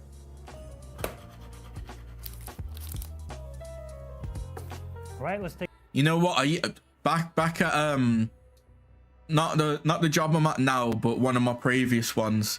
There used to be a Burger King that was like 5 minutes drive, well, like 2 minutes drive away, 5 minutes walk, and we used to go over every Wednesday because they did like this deal where Monday, Tuesday, Wednesday, Thursday, Friday, as one item on the menu was like at a discount, and Wednesday was always the Whoppers, so you could get like a Whopper for like half price or something. It was so good. We always used to shoot over there on a Wednesday just to grab a Whopper because it just saved us so much money. Take a look at the US Whopper. First thing I'm gonna do, I'm gonna weigh it. Oh yeah. That's a Whopper. Oh yeah. Wait, gotta be scientific. Really? Our Whopper's bigger? In the UK, you can get Burger King's chicken fries in 3 sizes. A 6-piece box. Yeah, that's fair. That's fair. I do tend to find I do prefer chicken, like chicken burgers and stuff a lot more these days. In the US, according to the Burger King website, they have 3 sizes of chicken fries. We went to like 5 Burger Kings, 2, and both of them said that they only have 1 size, the 9-piece chicken fries. I don't know why that is. That's crazy. After Burger King Frygate 2020. Chicken Gate. Count these. There's 9. Imagine if they. So what about calories? Imagine if they were like one short. Yo, that reminds me actually. So one time, right, I ordered McDonald's. I was starving, man, and there's a McDonald's that's not too far from me. I was too lazy to leave, so I like ordered it for delivery. And fucking hell, I ordered 20 nuggets, right? I was like, yeah, I'm getting my munch on today. I'm gonna get 20 nuggets. Fucking counted them, didn't I? 18 nuggets. That's all they gave me. Scammed me. Well, for example, a large Whopper meal, the Whopper itself is 627 calories. Our 180-gram serving of large fries would be 437 calories, and a large Coke would be 209 calories. That brings a total of a large Whopper meal in the UK to 1,273 I know, right? calories. Starved that day, starved. And in the US Burger King, the Whopper meal comes in at a hefty 1,600 calories. What? That is an increase 400 of calories more. 378 calories, or roughly 30%. Oh, that sounds However, good, there that are does ways to bring actually. the calorie count down. For example, if you get the Whopper without mayo, I do like you save buffalo yourself about sauce, man. 157 calories, taking the Whopper down to like 503. The drink is a major culprit. If you get a sugar-free soda like a Diet Coke, you immediately save yourself 510 calories. So with these minor adjustments, you can get a large Whopper meal for about 933 calories. Now, for whatever reason, the mayo in the UK only comes to 6 calories, so I'm not sure what you guys are putting in your mayo. Yeah. Now, in the UK, a bacon double cheeseburger comes in at I just had one of them actually. I do like a Our good bacon double in the cheeseburger. US only has 404 calories. Now this has to be a food wars first, where something in the US has less calories than something in the UK. I do want to point out, our bacon double cheeseburger does not come with mayo, so I think that might be the calorie culprit. So we finally found something that's less calorific in the US than the UK. Congrats, guys. Error 404. Yeah, you can't beat a bacon double cheeseburger. Hey, exactly. Literally just as I Burger King said does not it. disclose a full ingredients list in either the UK or the US. Exclusives. This is the bit we was talking about. We gotta see the difference. So here we have the veggie bean burger, which you get these two Veggie fried bean patties, burger, oh. some lettuce, some mayo, and some cheese. Here we have the halloumi king, which is kind of exciting. Halloumi Comes King. with lettuce, mayo, onions, tomato, and then these two fried pieces of halloumi. It's all just gonna be like veggie options, isn't it? Seems slightly counterproductive if you're a vegetarian, but pretty delicious if you're not. Hey Siri. Whoa! Look at the difference in like exclusives. Halloumi or halloumi is a semi-hard, unripened brine cheese made from a mixture of goats and sheep's milk, and sometimes also cow's milk. Do you want me to keep reading? Yes. It has a high melting point and so could easily be fried or grilled. This property makes it a popular meat substitute. Rennet is used to curdle the milk in halloumi production, although no acid-producing bacteria are used in its preparation. Huh. Thanks. I don't want that. At the back here we have a chicken royale with bacon, which is a longer chicken patty that's fried. Comes with lettuce, bacon, and cheese and mayo. To round out the burgers, we have the Bacon King, which is kind of like a larger version of the bacon double cheeseburger, but it also has mayo on it. And then finally available to us right now, we have the jalapeno chicken fries, which are kind of like the standard chicken fries, but with a spicy jalapeno coating. I'm furious we don't have those. That is ridiculous. How did they have the jalapeno chicken fries and we don't? That is ridiculous. So on top of what I've got in front of me, there are also a lot of exclusives that we have in the UK, which I'll read for you now.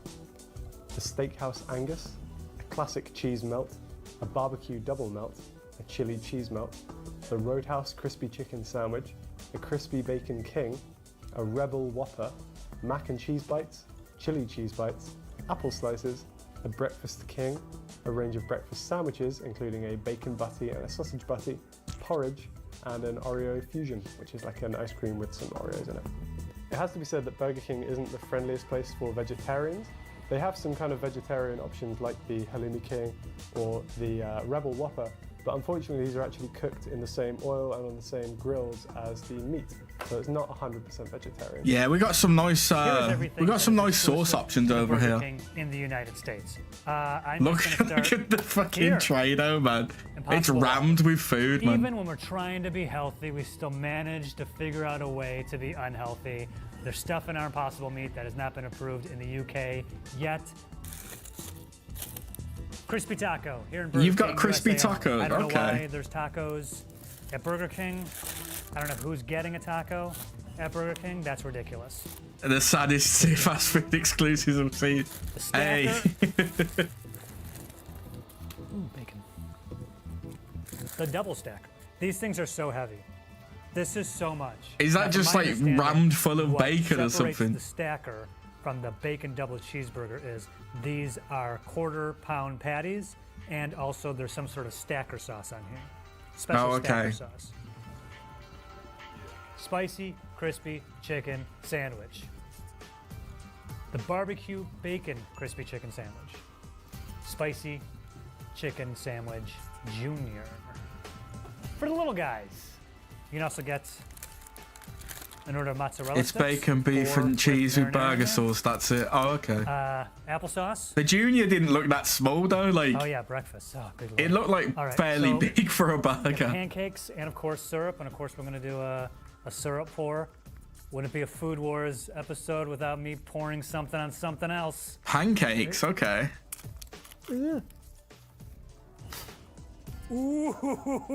Ah, looks good though. You can't beat some pancakes with syrup. Ah, yes, the croissant sandwich. So as you can see, what a croissant sandwich is a breakfast sandwich where a croissant is the buns. How's Yo, that? you know what? If you get a croissant right, you've got it. You know, when you want some breakfast, trust me, croissant, bacon, melted cheese, perfect. Look good? And also, similar to McDonald's, breakfast sandwiches, they also have breakfast Biscuits, also sausage, egg, and cheese. Put his face on it. And then last, the U.S. Burger King breakfast burrito. That looks Open it up. disappointing. Take a look inside. Did he find that on the floor or something? They got an egg, got sausage. Oh, they got potato in here. Okay. I would not get this, but good for them. Good effort. Last but not least, you can also get yourself Hershey's Sundae chocolate pie. Oh, look at that. The burrito's Look just at slop. that. It's not good. Oh man, it's Yeah, not we've got jumping to that. we've got something kind of similar over here. Not in Burger King, but in McDonald's. It's a breakfast wrap, but it's not bad. It's like got it's like a sausage patty, bacon, like an egg loaf type thing, hash brown, and then you have like some sauce on it as well. And it's not too bad, to be fair, but that looked disappointing. So what was our exclusives again? Let's have a look. We have the Bacon King. Bacon King. It's kind of like the larger version of the bacon double cheeseburger. Okay. It also has mayo on it. And then finally available to us right now, we have the jalapeno. The biggest difference is that in the US, you'll see these chain restaurants try to skip as many steps as possible. Yeah, that's true. Just whack a bunch of food in it. Fries, which are kind of like the standard chicken fries, but with a spicy jalapeno coating. Spicy. Oh, spicy. I'm furious. Yo, that's what you need, some spicy chicken fries. Here's a good video, man. It's we haven't got too many exclusives though, have we? Anyway, let's jump over and play some games. Hopefully